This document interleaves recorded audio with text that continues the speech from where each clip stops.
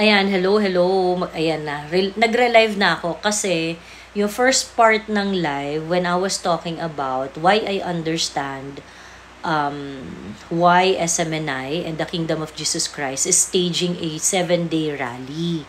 Ganyan. So, kinukwento ko kanina kung saan nagsimula yung panggugurgur nila sa SMNI.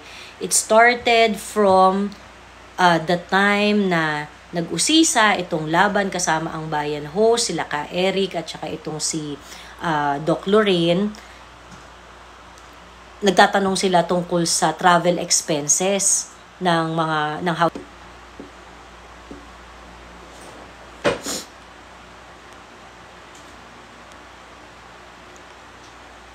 Hindi nila nagustuhan yung pagtatanong, so ang ginawa nila, hindi nila gustuhan yung pagtatanong, so ang ginawa nila, pinatawag nila, tapos pinagbintangan nila na fake news daw, ganyan-ganyan. Ginawa nila.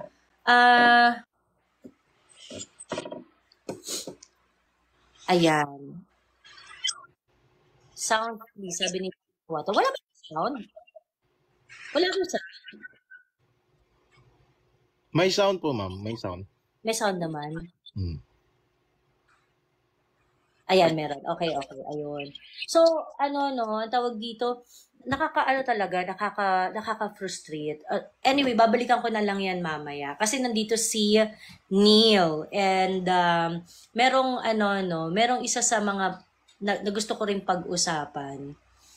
Kasi, yung pag-visit ni BBM sa Australia, the first time and itong pagbabalik niya sa Australia ulit because of the ASEAN Emerlu doon, he said a lot of things that really concerning. Ayan. Kung matatandaan niyo po, nagsalita si BBM sa harap ng Australian Parliament. And doon sa harap ng Australian Parliament, sinabi niya na ang Pilipinas ay nahaharap, ay on the front line. Ang Pilipinas ay on the front line just like we were in World War II. Ayan. Yung kanyang speech do sa Australian Parliament, he was basically talking about the cooperation, the military cooperation that the Philippines and Australia had during that time. Report kami. May nagre-report sa live ko. Nire-report nila, Diyos me. So ngayon, ganun nga yung tenor ng conversation. So parang hindi, may mga pinagsamahan talaga ang Filipino soldiers at saka yung mga, sa World War II, nagtulungan tayo, kineme. Ganun yung tenor ng speech niya. Ako talaga na-bother talaga ako doon. Kasi, why are you thinking that we are on the front line of danger? On the front line of an imminent war. 'Di ba? Sino kaaway natin? 'Di ba? And then ito na nga, 'di ba, Neil? Immediately after that speech, nangyari na naman tong girian sa South China Sea na nag-file tayo ng protest, sinasabi natin na ang Pilipinas, ang Philippine Coast Guard na vessel ay binangga ng Chinese Coast Guard. So pinapamukha na naman natin na tayo ay binubuli at kinakawawa ng mighty Chinese vessels. Ayan, okay. So Neil, I know you have a lot of things to say about this. At alam ko kanina kapag galit na galit dyan. Opo. Yeah, yung unang ma'am, observation ko, ma'am, is yung ito si BBM talaga ay wala ka talaga masasabi kundi bangag siya eh. Kasi ang sinasabi niya is 'di ba, gusto niya mukha yung Pilipinas open for foreign investment, gusto niya magpa-welcome mga foreign investors. Tapos at the same time masasabihin mo, we are on the front lines like World War II. Sinong idiot gusto mag-invest sa Pilipinas? If that is the way you're portraying the country, hindi ba, ma'am? Oo, na nahaharap ka. sa isang perilous situation, di ba? Yung number one, yung deterrent ng foreign investment. Ayaw mag-invest ng mga foreign mga dayuhan dito dahil hindi stable na bansa. Oo, hindi yung kahit anong mga provision na amendihan mo yan sa constitution, hanggat hindi inaayos yung foreign policy mo, walang mapasok kasi una-una mahal yung kuryente, tsaka yung unstable, yung madaming escalate. At yung point mo you talked about, ma'am, kanina, yung recent, yung bagong incident sa Ayungin Shoal. Yeah. Nakakahiya yung PCG, yung Philippine Coast Guard, kasi pinalabas nila yung video. Parang hindi ko maintindihan kasi panoorin niyo yung video. Kasi may tinatawag ng international regulations for preventing collisions at sea, COLREGs. Ito yung rules of the sea. Ito nangyari. Panoorin yung video kasi yung Chinese Coast Guard hindi gumagalaw, stationary lang. Tapos yung Philippine Coast Guard nag-overtake. Yun yung ginagawa ng mga motorsiklo sa EDSA. Oo, tapos pag if binangga mo sila pa-victim, di ba? And you are not supposed to do that, di ba? Kung nauuna na siya, dapat you let that vessel na mauna na. Oo, tapos yung mga ibang Opo, ma'am. Tapos may isa yung mga mga BBM, mga idolaters, yung mga diehard supporters niya, sinasabi doon na ang tapang-tapang namin kasi umatras daw yung Chinese Coast Guard. Tanga, if hindi umatras yung Chinese Coast Guard, yung barko natin will sink. If they maintain there. Kasi babasahin ko lang yung rule 15 nung yung rules of the sea, yung COLREGs sinatawag. Sabi doon, when two power-driven vessels are crossing so as to involve risk of collision, yun yung inaiwasan yung collision, pagbangga. The vessel which has the other on her own starboard side shall keep out of the way and shall avoid crossing ahead of the other vessel. Ino-overtake namin yung yung vessel. So, yun yung first incident doon. Okay? And binabalikan ko talaga yung wisdom ni Senator Amy Marcos nung 2019. May sinabi siyang statement. Separate incident, pero I think nag-a-apply dito. Sinabi niya, we started it, tayo nag-umpisa, tapos hindi pala natin kaya. Talagang takaw gulpi tayo. I'm sorry, no? Pero that is really what's happening na ine-escalate namin, pinaprovoke namin. Tapos in the end, yung may phrase ako dun, ma'am, bait and cry. Bait kami, tapos iyak in the end.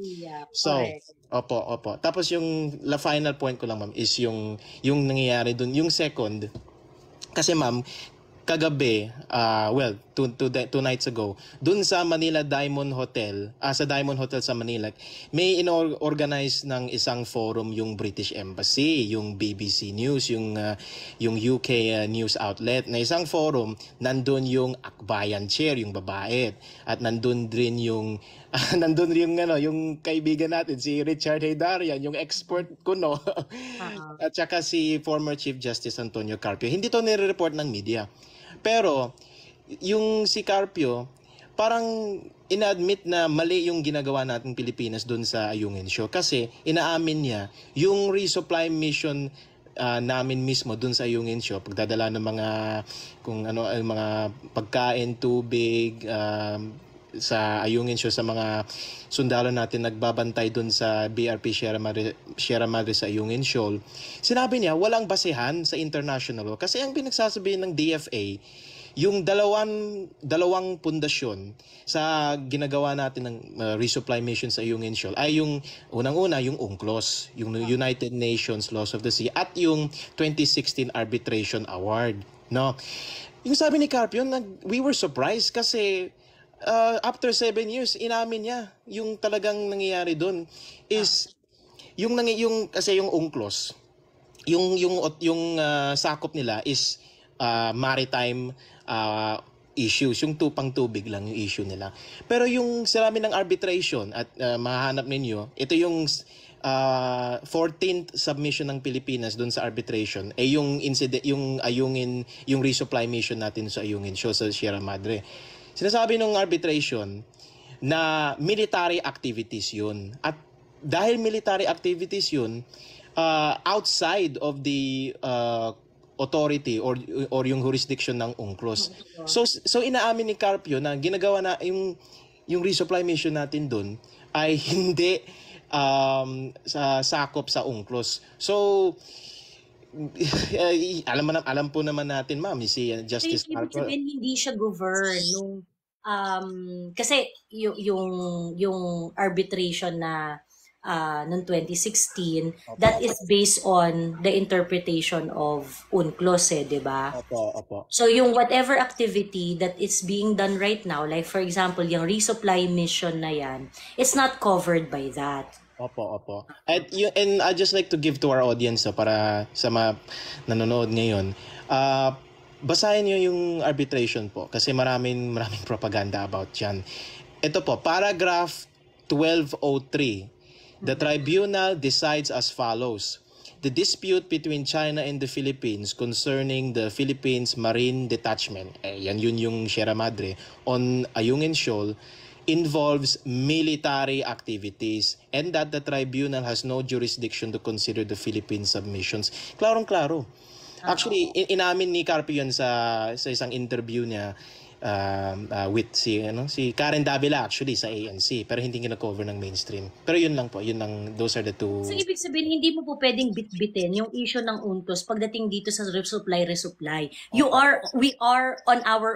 are acting based on our own assertion when we talk about yung resupply mission na yan and what not. In your article, Neil, may maganda kang point na ni-raise doon eh. Sabi mo, well, yan nga dahil napag-usapan na nga natin na yung resupply mission is basically out of the UNCLOS rules.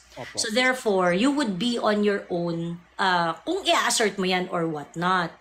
But there is an agreement before 2013, was it? Yung article po niyon, 2013. 2013, wherein we agreed with the Chinese that if we're going to do a resupply there, the resupply will only cover provisions for food and water dun sa soldier na nagpapatrol doon. Opo. Yung 8 marine dun.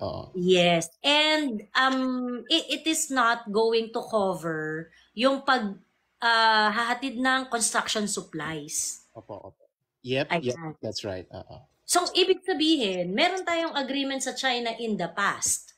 Opo. Na ganun. Di ba yung recent na encounter natin, yung recent na resupply, kaya uminit yung resupply mission because we are carrying, Yun nga po, ma'am. I'd like to quote kasi may inamin nga ng Navy. Ito si Philippine Navy spokesperson, si Commodore Trinidad. Ang sabi po niya, there were 14 resupply missions to Ayungin Shoal nung yung 2023. Ngayon, out of the 14, 3 lang na may insidente na water cannon or so-called harassment, ganyan. So out of 14, 3 lang. So kailan nangyari yun? Okay yung 11. Okay yung 11 po, ma'am. So kasi yung narrative, kasi yung headline ng mainstream media po, ma'am, is like this. Resupply mission blocked, ganun, by China. Pero hindi nila dinidistinguish yung resupply ng anong resupply mo dun? Yung bit-bit mo. Yung bit-bit o ano yung laman ng barko? Pagkain, tubig, damit, gamot lang ba o yung mga bakal at yung mga welding at yung mga construction material? Yung sabi ni Commodore Trinidad, sabi niya August, November, December. Yung August, construction material kasi dalawang barko ng PCG. Yung isa pinalusot. At yun yung bit-bit ng tubig, pagkain, damit, or yung... Alam mo, Neil, meron nag-isplok sa akin dyan eh. Opo. Yung naging mainit na resupply mission. May nag-splok talaga sa akin dyan ng taga Coast Guard na sinabi niya, ma'am, may bit-bit talaga tayong construction materials. Meron po, ma'am. Actually, inamin yung AFP, ma'am. Inamin yung Armed Forces. Eventually, di ba? Inamin nila eventually na nung gano'n. October, inamin na yung Armed Forces, yung Sandatang Lakas na may bit-bit tayo ng construction material. Pero, mo po, hindi nila nagdini-distinguish yung mainstream. At yung pinost mo, ma'am, yung statement ni Secretary Gibo. Yes, Oo, yung sabi niya doon is, sabi dito, if pansin niyo, ma'am, he does not mention yung yung difference between construction materials versus we call it humanitarian kasi food, water, humanitarian materials yun eh. Ito din, no, may confusion nangyayari ngayon. So ito yung bagong script ng mga BBM supporters. Ang sinasabi po nila, ma'am, is na-rescind na daw ni BBM yung mga agreement sa Ayungin Shoal. Pero yung na-rescind lang ni BBM na agreement ng kasunduan sa Ayungin Shoal regarding Ayungin Shoal. Lang yun eh, limited lang yun dun sa BRP Sierra Madre. Hindi. Opo. Yung sinabi lang ni Presidente is yung alleged promise na you have to, kasi may promise doon na we will tow the ship back, yung Sierra Madre back to shore, we would atras na kami. So yun yung na-rescind. Pero yung mutual agreement na binabawalan yung mga construction materials, nandun pa rin. Hindi na-rescind ni Presidente yan. So hindi ko maintindihan yung ano sinasabi ng mga Marcos supporters yan. Oo, kaya guys, why are we talking about this? The reason, kasi maraming nagtatanong na mga so anong gagawin natin? Hayaan na lang ba natin ng China na inaapi-api tayo, na binubuli-buli tayo? Hindi niyo po kasi naiintindihan yung sitwasyon. Bago po kayo magngangangak-ngak na bakit tayo winoter canon, bakit tayo merong girian dyan or what not, intindihin po muna natin ano ba yung mga existing agreements. Okay? There is an existing dispute in South China Sea. May claim ang China, may claim din tayo. Okay? Now, like I said for a very long time, you do not expect to walk in sa contested area na bibigyan ka ng red carpet. Of course, syempre pag alam mong may dispute doon, lahat siya nakapamewang. Ay, bakit ka ganyan? Ay, bakit? Ganon, di ba?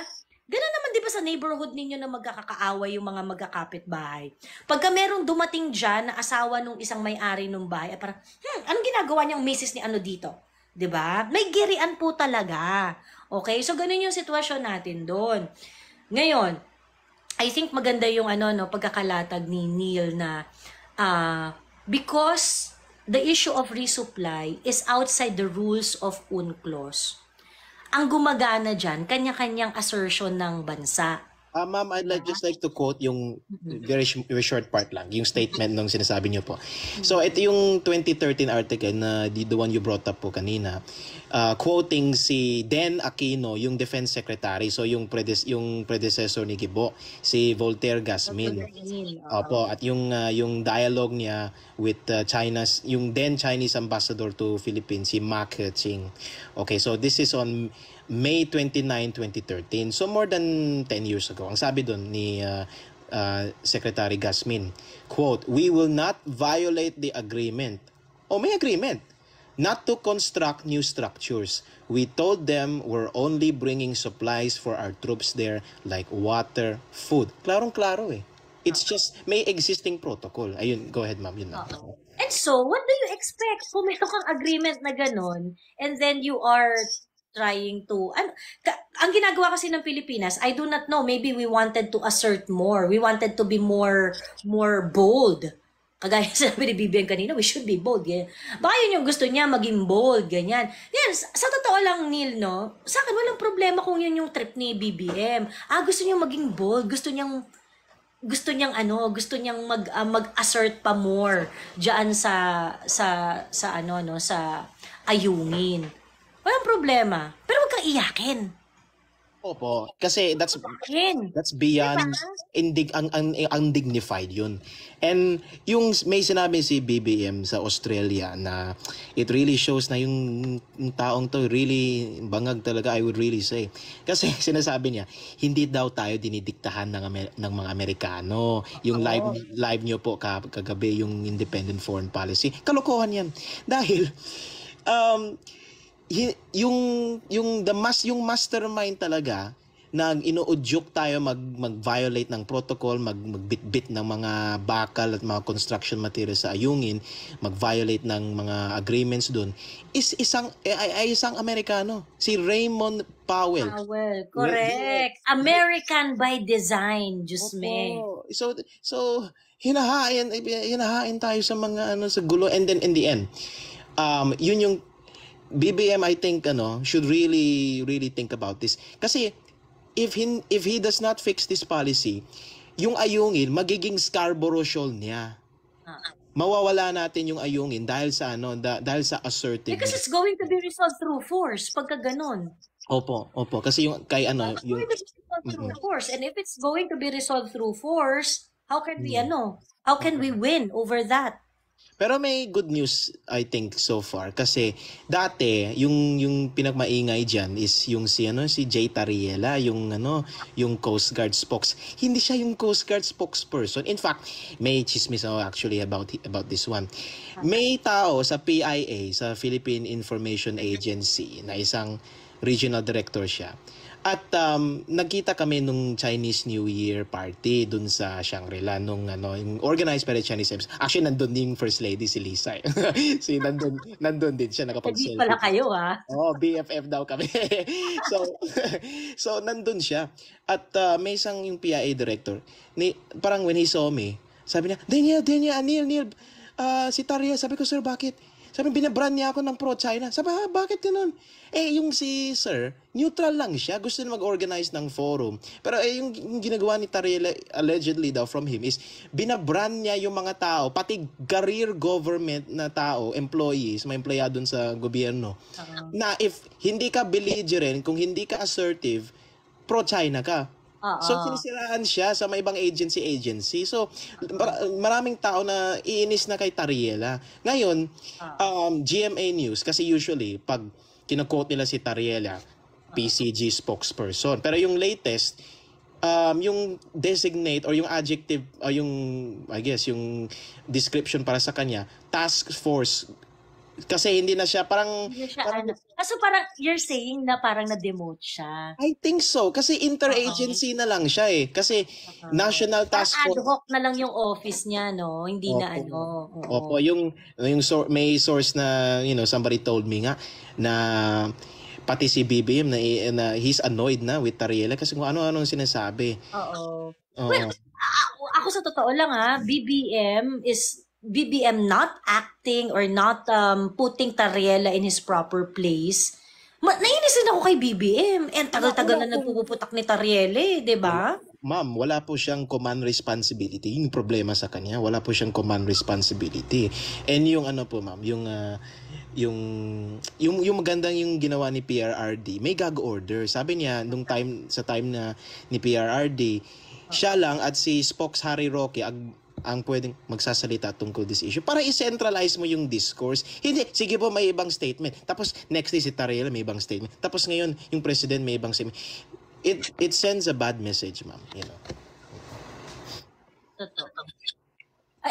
Well, maganda yung maganda yung pinoint out mo nga, yung kay I remember that yung may gag order si PRRD na not everyone can talk about yung issue nga dyan sa yung conflict dyan sa South China. Is that what you're referring to? Yes, ma'am. Yung gag order. Ganun. It's a very important move, Kasi otherwise, mapapasukan ka talaga ng foreign propaganda.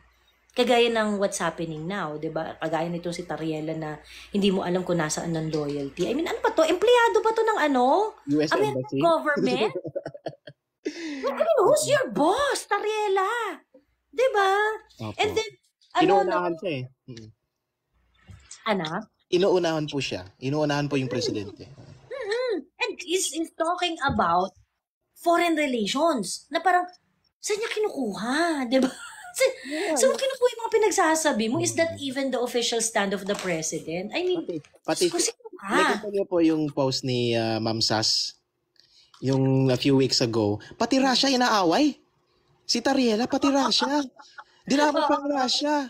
I heard about it. Nakita ko, actually, na-meet ko rin yung Russian ambassador sa Chinese New Year party. Hoy, the Russians are not like the Chinese. Hindi sila gentle giant, katulad yung basketball player na si Yao Ming. Yung mga Russian, pag pinaprovoke mo yan, patay ka. Babanatan ka niya, no? Oo. They're not to be messed around with. And yung point niya, ma'am, about yung South China Sea issue is nadidistract tayo eh. Yung tinatawag ni SAS na diversionary foreign policy. Ang dami-daming problema sa bansa natin, yung taas ng presyo ng bilihin, yung inflation, yung kuryente. Alam mo ni, nung isang araw, nag-live kami ni SAS nung isang araw. And then I asked her, sabi ko, di ba humihina bumababa yung moral ng AFP natin, ng military men in uniform in general, AFP police and other men in uniforms.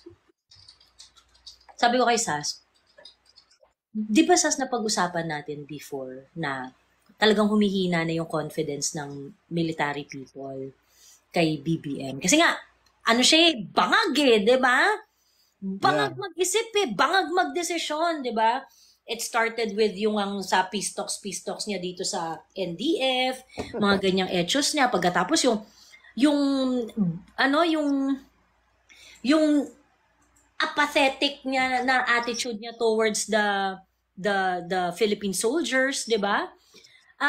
Ang dami niyang bubu and many other things, pati yung sa promotion, pati yung mga na-bypass na officer pagdating sa mga key position sa military, ganyan. Madami. So, bad trip talaga ang AFP. Nag-float pa sila ng sangkaterbang mga opisyal. I mean, these are high-ranking men in uniform. Yung mga trabaho nito at yung mga career nito, buong buhay pinagtrabahuhan nila. Pagkatapos nung nakarating sila dito sa estado na they are supposed to handle more serious tasks and things like that.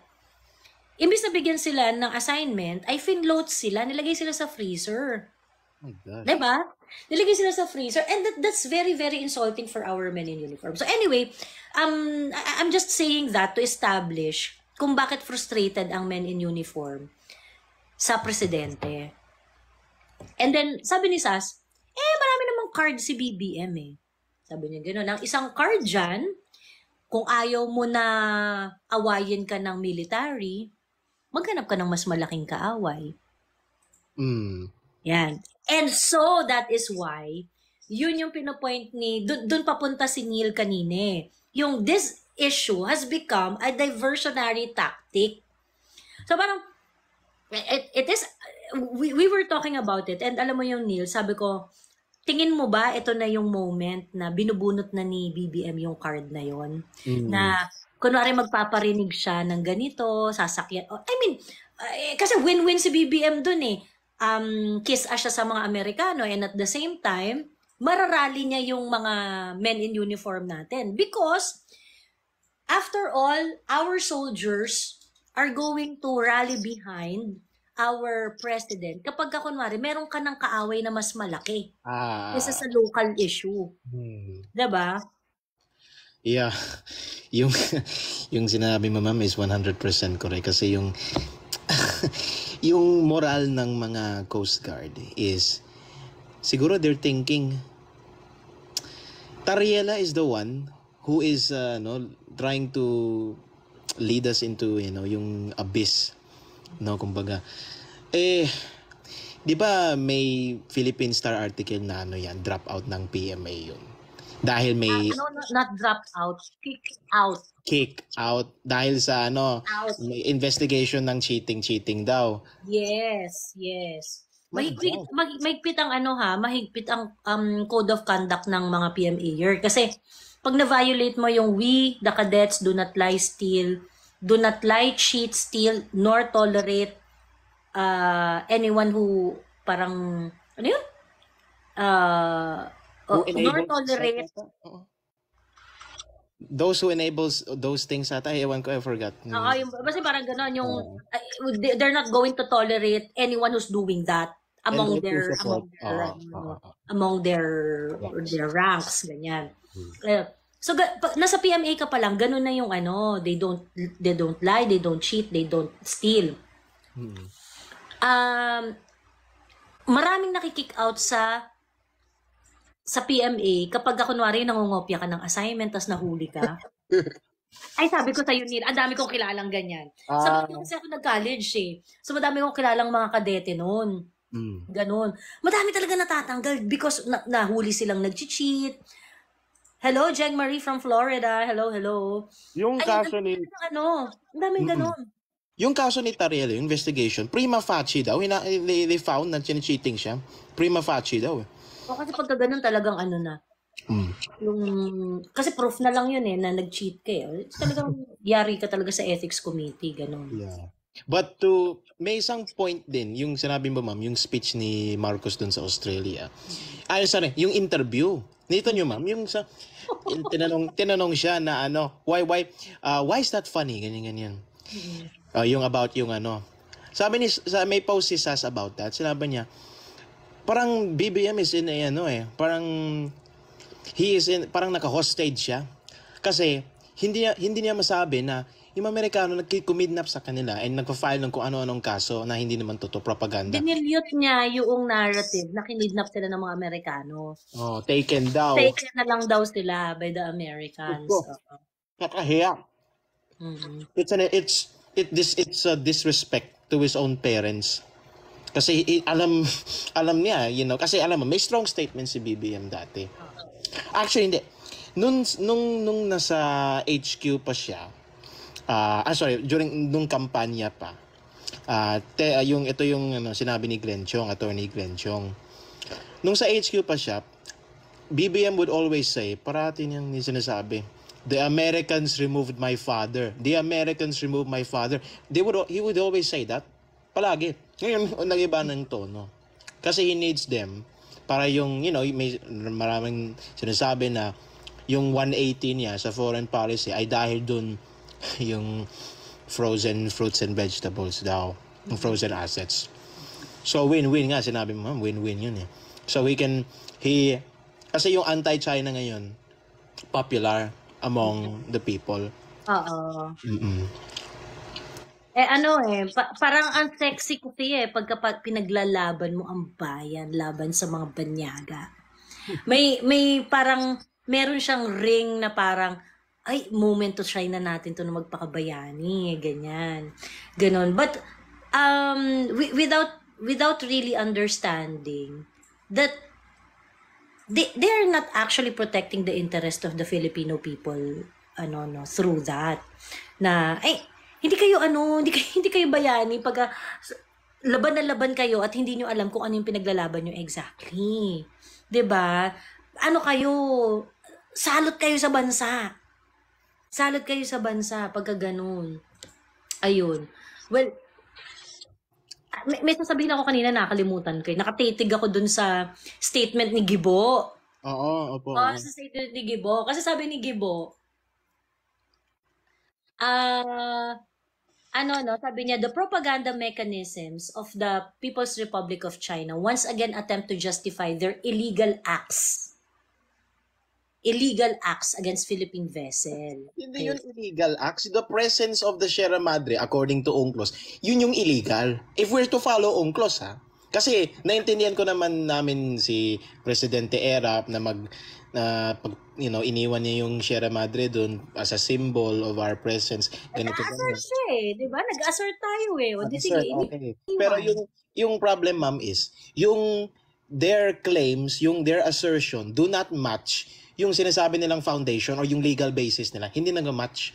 Kasi yung arbitration mismo, made us, yung sabi ni Ambassador Bobby Tiglao, yung arbitration, yung 2016 arbitration, made us vulnerable sa Ayungin Shoal. Kasi nga, sinabi nila military operation yun. At military operation, hindi ko sakop ng UNCLOS. Ibig sabihin, wala kang role dyan. Ba't ka nandyan? And I like to focus yung sinabi niyo, yung highlight mo yung statement ni Gibo, yung illegal acts. Anong illegal acts? Water cannoning is part of, is considered a non-lethal weapon according to the Geneva Convention. At yung US Department of Defense nga, sinasabi nila yung water cannon ay non-lethal yun. At correct. I remember, go ahead ma'am. And also, marami tayong eksenang winoter cannon din tayo ng mga Vietnamese vessels. Oo. Maraming ganong eksena. Mas malala pa. Mas malala pa kasi mas grabing aggressive ang mga Vietnamese eh. Ganon. And may mga Neil, may mga nakakausap nga ako dito mga Coast Guard na talagang nakipaggirian sila sa mga Vietnamese na sa mga Vietnamese vessel na actually sila, nag-water cannon din sila ng wagas. Wow. Ngayon, ang dito, hindi ko maintindihan kung bakit laging sinasabi ng mga bulag na mga Marcos supporters dito na, natutuwa ba kayo na wino-water cannon tayo, ganyan-ganyan. It really shows how you do not understand. How much you do not understand do sa situation natin. Okay, again, balik tayo dun sa pinaka-basic na kwento. Yung South China Sea ay disputed area. Okay? May gitgitan dyan. So, ibig sabihin, inevitable na magkaroon ng gitgitan dyan because may iba't ibang claim ang iba't ibang bansa. You do not expect, tanga lang, okay? Tanga lang ang mag-e-expect na papasok siya sa disputed area pagkatapos may pa-red carpet sa'yo. Bakit? Dahil sa Pilipinas ka? Diba? So, umayos-ayos kayo ng expectations ninyo, hindi kayo special. Diba? If you really want to fight for whatever it is that you want to fight for it valiantly. Hindi yung iyakin kayo na pag winoter cannon kayo, iiyak kayo dyan. May solution na yan, ma'am eh. Kasi yung maganda yung takbo this year, yung January, February, may 2 resupply mission doon sa Ayungin Shoal. Walang harassment. In fact, sabi ng AFP, ang Armed Forces, nung February, sinabi pa nila flawless. As in, walang shadowing, walang harassment, walang blocking, walang water can. Bakit? Sinusundan namin yung protocol dahil few weeks before that, nung January 15, I think, January, 2nd week, 3rd week of January, may, yung Pilipinas at yung China, may, they had the 8th bilateral consultative mechanism. Ano po yun? It's when the two countries, yung dalawang bansa, mag-uupo, and they'll discuss their positions directly, frankly, at they agreed to find a peaceful solution. So kaya naging successful yung mga resupply mission. Hindi ko maintindihan ano nangyari. You reneged on yung resolution ninyo dun sa BCM, yung bilateral consultative mechanism, yung 8. Ano nangyari? Kasi flawless, wala naman problem eh. Ba't naging problem ulit?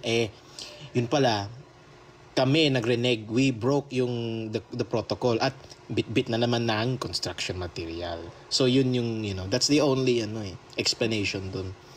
At notice yung statement po ni Secretary Gibo. He does not deny na this time may bit-bit tayo ng mga bakal, mga construction material. He does not deny it. Sinabi nilang propaganda. Okay, elaborate mo. Anong propaganda? Kasi yung statement ng Chinese Ministry of Foreign Affairs, sinabi doon, may construction material. Hindi naman din na-deny ni Gibo eh. Diba? Yun nga eh. Parang ang ko dito, ang dami-daming hanas nitong mga to na tayo, binubuli tayo, hinaharas tayo, or wino-water cannon tayo, ganyan-ganyan. Hindi naman nila naiintindihan kung ano yung mga existing agreement na meron tayo. Aside from that, ayun nga, we're not exactly very truthful. Sa totoo lang. We're not exactly very truthful dealing with this one. May comment ka, ma'am, kay Mr. Coffee Mate. Sabi daw, ano sabi niya? Ayun. But nagsasabi China, nilabag daw ng PH ang pangako nito sa kanila. But di pakitaan ng evidence, sabi ni Mr. Coffee Mate. Actually, may pinresent dyan si Sir Bobby Tiglao na merong agreement. Yun yung tinatrace nila na baka erap time na supposedly tatanggalin yung BRP. Yun ba yung Coffee Mate yung tinutukoy mo? Natatanggalin yung BRP. Pagkatapos, nagkaroon ng communication sometime nung panahon ni Pinoy in which kinommunicate noong Chinese, not so sure kung ambassador yun or pero siya, yung diplomatic officer ng China. Talking about na parang gusto raw nilang mag-follow up tungkol dun sa verbal agreement na nangyari dun sa letter was 13 years ago kasi yun na-mention Yung sa agreement na nangyari 13 years ago, sabi nilang ganon. Pagkatapos doon na parang natatanggalin nga daw, na nangako daw ang Pilipinas natatanggalin yung BRP Sierra Madre doon. Yan ba yung tinutukoy mo, Coffee Mate? Nako. Yung claims nga nila so according sabi ni Mr. Coffee Mate, kung yung claims nga nila na 9-dash line na kept nila, but hindi nila mahanap yung agreement na yan. Nako. China has never used the 9-dash line as the basis for its claims sa declaration nila, mga statement, mga batas. They have never used the 9-dash line. Actually, in fact, yung claim nila, historic rights. Yung historic rights. At sinabi ng 2016 arbitration, na sinasabi nila, nanalo daw tayo. Maintindihan si BBM. Hindi naman nag-rule on that. Sabi ni BBM dati, nung yung interview niya kay Boy Abunda, sabi niya, yung arbitration is no longer available to us kasi hindi nag-participate ang China. Well, ngayon, nung sa Australian, iba na yung statement. Sabi niya, the 2016 arbitration is final and binding. Ano nangyari? Oo. So, yung sinabi niya during the campaign, and now, totally different. Yes, yeah. At yung final point lang here is, yung yung historic rights. Sabi, actually, yung matindi yung comment ng arbitration dun. Ito yung paragraph 272, sabi ng arbitration. The tribunal makes no comment on China's historic rights to the islands of the South China Sea. Wala silang comment. You know. So, unresolved yung issue. Neil, tapusin ko lang yung kwento ko dito kay Coffee Mate, yung tungkol doon sa BRP Sierra Madre. May pinresent, kasi, Ambassador Bobby Tiglao used to be part of the government, no? Naging ambassador to, naging spokesperson to ni GMA. So, kumbaga, marami talagang alam to dun sa mga pangyayari. And, because he was involved for a very long time sa government. Anyway, may na-uncover siya na document noong 2013 wherein fina-follow up nga yung agreement na yon, natatanggalin. In which, if I remember it correctly, nung kinommunicate siya doon sa DFA natin, hindi siya nakarating doon sa presidente. Okay. Ngayon, anong point dito? It's not really about asan yung kasunduan o asan yung kasunduan o asan yung kasulatan ng Kinarmerlo na ganyan. I think yung issue doon, Coffee Mate, is really more of how did we handle yung concern na yon ng mga Chinese for the longest time. 'Di ba? Anyway, that's totally irrelevant now because BBM already said na kung ano may naging kasunduan nun tungkol dyan sa pag-pull out ng BRP Sierra Madre, which sickles na, binabawi ko na, iba na yung stand namin, it will stay there. Yun na yung stand ngayon ni Yun na yung stand ngayon ni BBM Ngayon, because you did not take into consideration yung sinasabing claim ng China na, may verbal agreement noon Kasi ako, tingin ko, para sa akin, Coffee Mate, no? Whether or not merong written agreement or it was a verbal agreement, the proper procedure there is to investigate kung meron ba talagang ganong klaseng pag-uusap na naganap. Ganon. Kasi apparently, while it is a verbal agreement, there were minutes that cover such conversation. from there, you should react kung ano yung mga facts surrounding dun sa nangyaring verbal agreement na yon, so that you would be more intelligently dealing doon sa pagsabi mo, ay hindi, ganito na yung yung stand namin ngayon. Hindi yung, alam mo yon, yung hindi yung para ka nagpa-flex ng muscle na parang, hindi, eto na ang decision ko ngayon, eto na yung ganyan. 'Di ba? Kasi mas diplomatic kapag ka sinusog mo, bilang kiniklaim ninyo na merong pag-uusap dyan in the past, sinusog mo kung ano yung nangyari nun, at nagdesisyon ka base doon sa pag-iimbestiga mo doon sa fact na ina-assert ng kabila. So that it is going to be a more inclusive position. Nagets mo ba, Coffee Mate? And yung ano lang po, ma'am, dun is just to follow up here. Hindi po naman sinasabi, I'm not saying naman na wala tayong karapatan to have a presence dun sa yung Ensol. In fact, yung recommendation ni Justice Carpio maganda. Kasi yung legal basis namin, yung UNCLOS at yung arbitration, yung recommendation nila, you build isang lighthouse or isang marine research center. Kasi civilian yung structure. Pag civilian yung structure, pwede mo i-invoke yung UNCLOS. Pero dahil BRP Sierra Madre is a gray ship, a military ship, the UNCLOS will not help us. Hindi nakakatulong yan. So, kasi ito yung nangyari noong 1994. Inangkin ng China yung Mischief Reef. And tapos nag-retaliate tayo. Pero yung retaliation natin, hindi proportionate.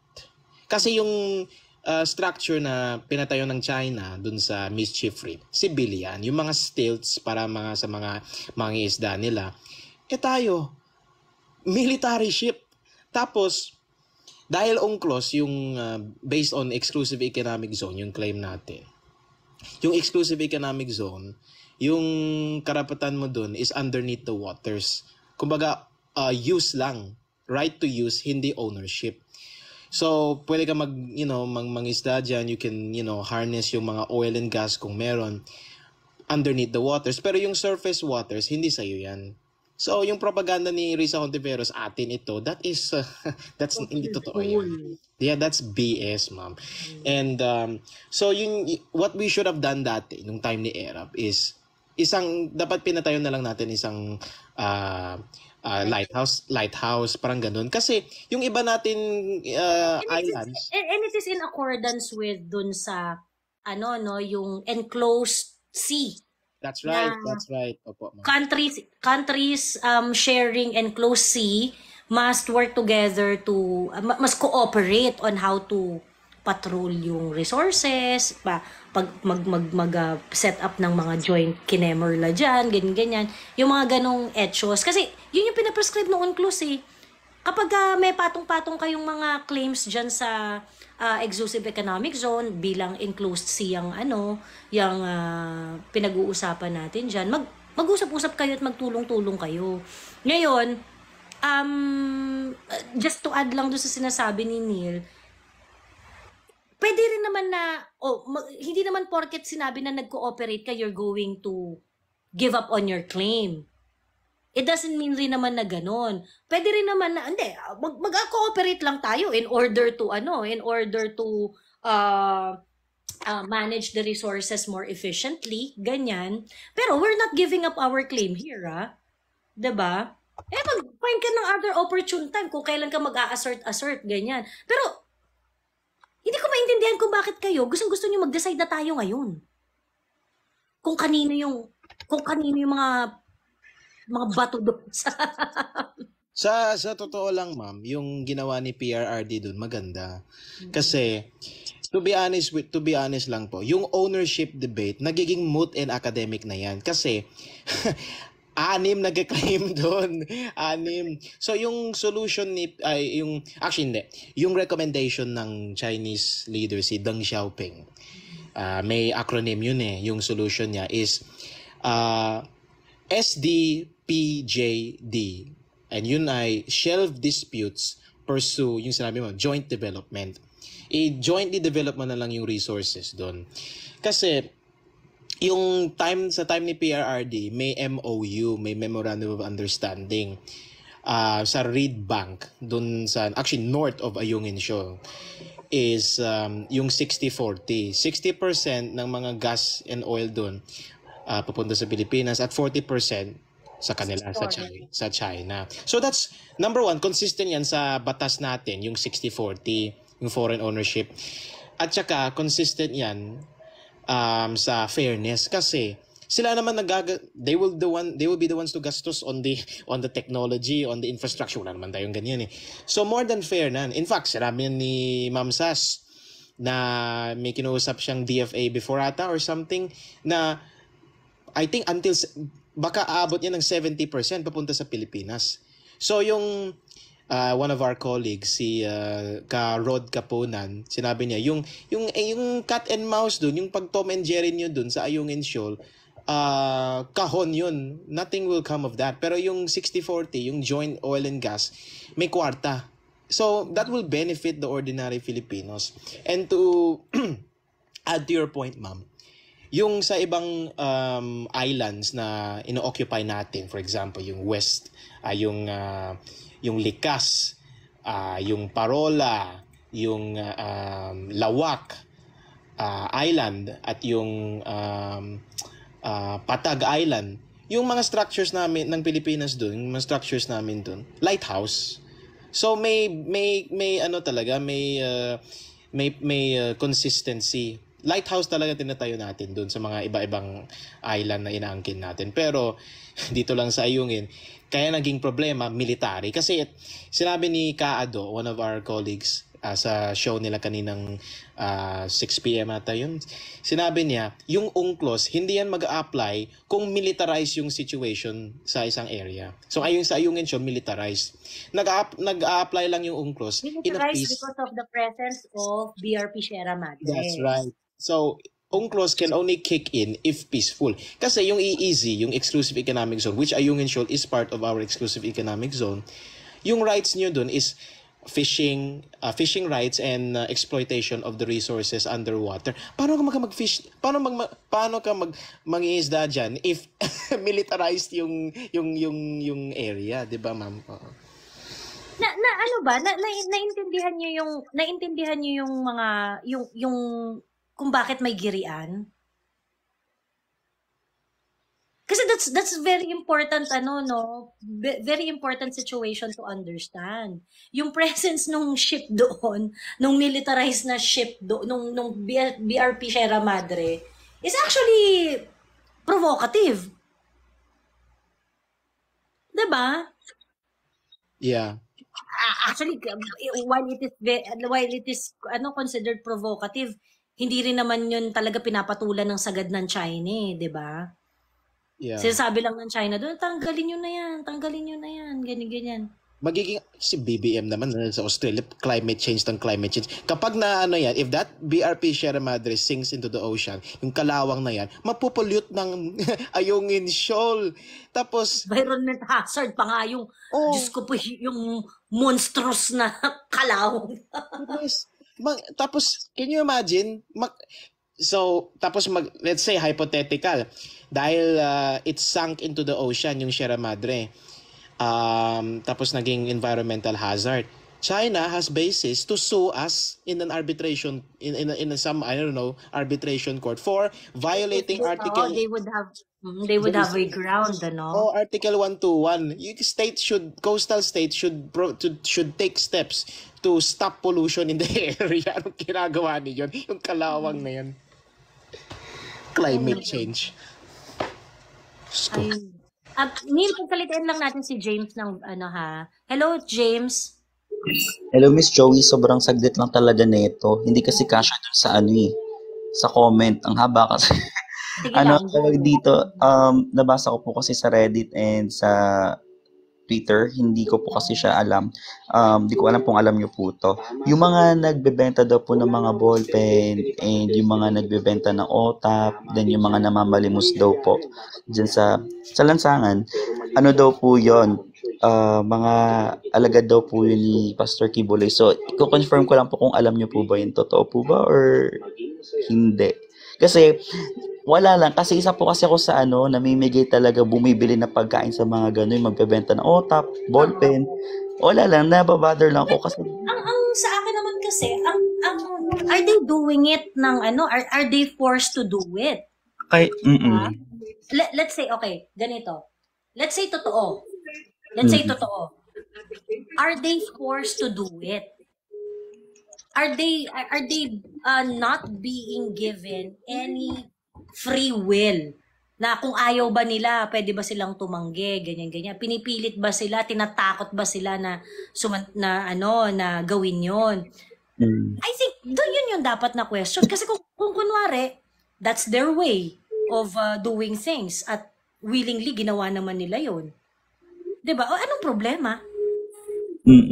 Kasi natanong ko lang po yun kasi ayun nga po, gaya ng sabi ko, isa po ako sa bumibili. Wala naman akong issue doon kung bumili ako sa kanila or hindi. Gusto ko lang malaman kasi based na sa mga nababasa ko, gusto daw nila i-boycott yung mga ganun. Wag na daw bumili kasi nga daw related kay Pastor Kibuloy. Wala lang, nakaka-bother lang na Hindi naman sila pinipilit bumili. Kaya nga kaya sabi ko, hindi naman namimilit bumili mga yun kasi mabait naman din sila, nagre-reach out saan o bibili po ba or hindi.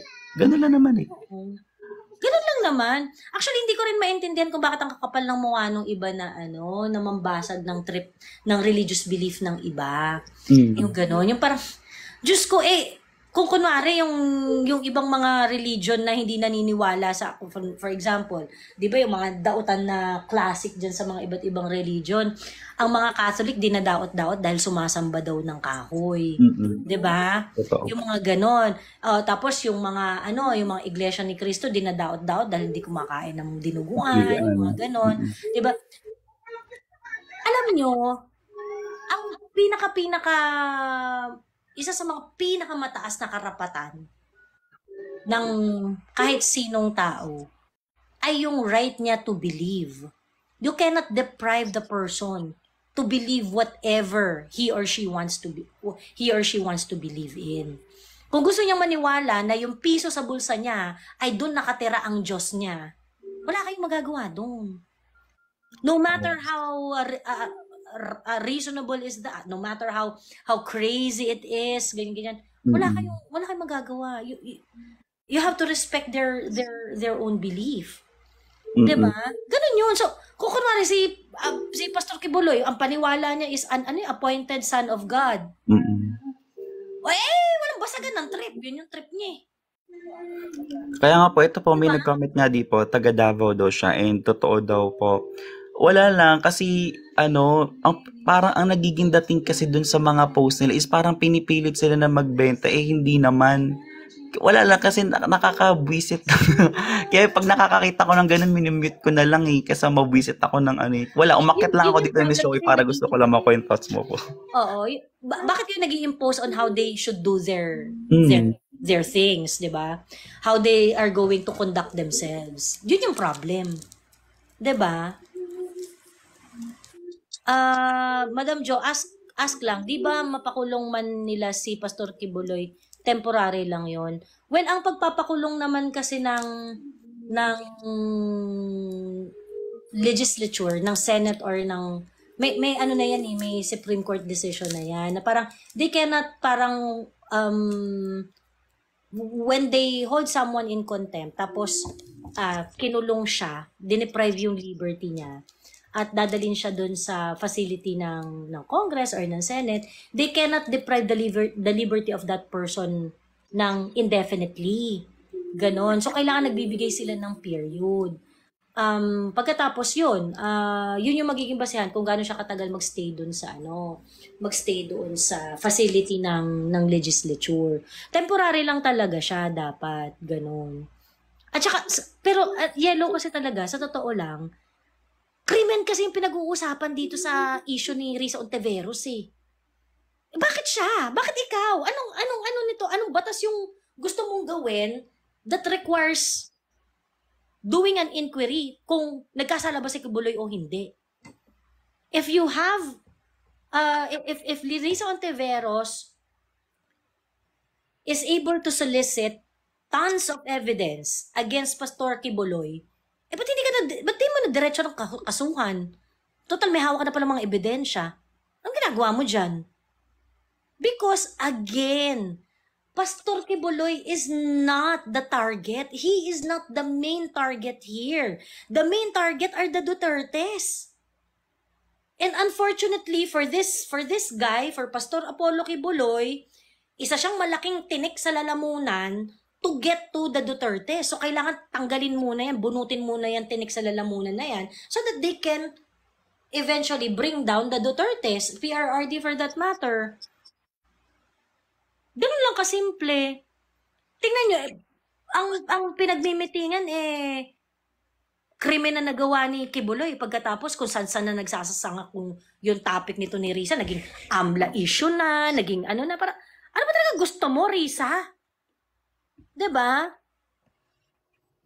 Maging president. Feeling ko gagamitin yung Miss Joey nila, Risa, na wala lang, parang pagpapabango sa publiko ulit. Diba nga, alam naman natin na yung mga dilaw is sobrang sirang-sira na. And diba may confirm ng 3 tatakbong senator, siguro baka gamitin nilang alas yun na, yung mga connection kay Duterte, napatanggal na namin. Wala lang, feeling ko baka gamitin nila someday yun na Yun talaga yung goal. Na, they want to make a statement that Duterte is not strong enough. Ganon. Ayun. Sabi ni antaw dito?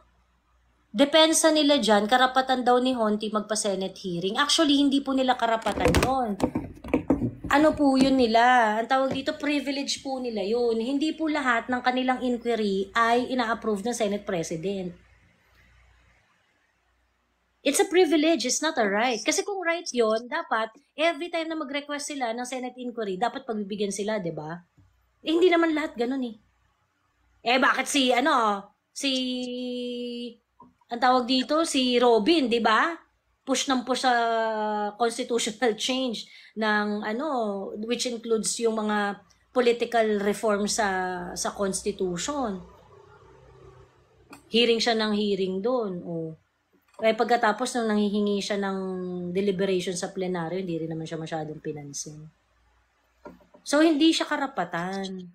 Baba na po ako, Miss Joey. Thank you po. Thank you, James.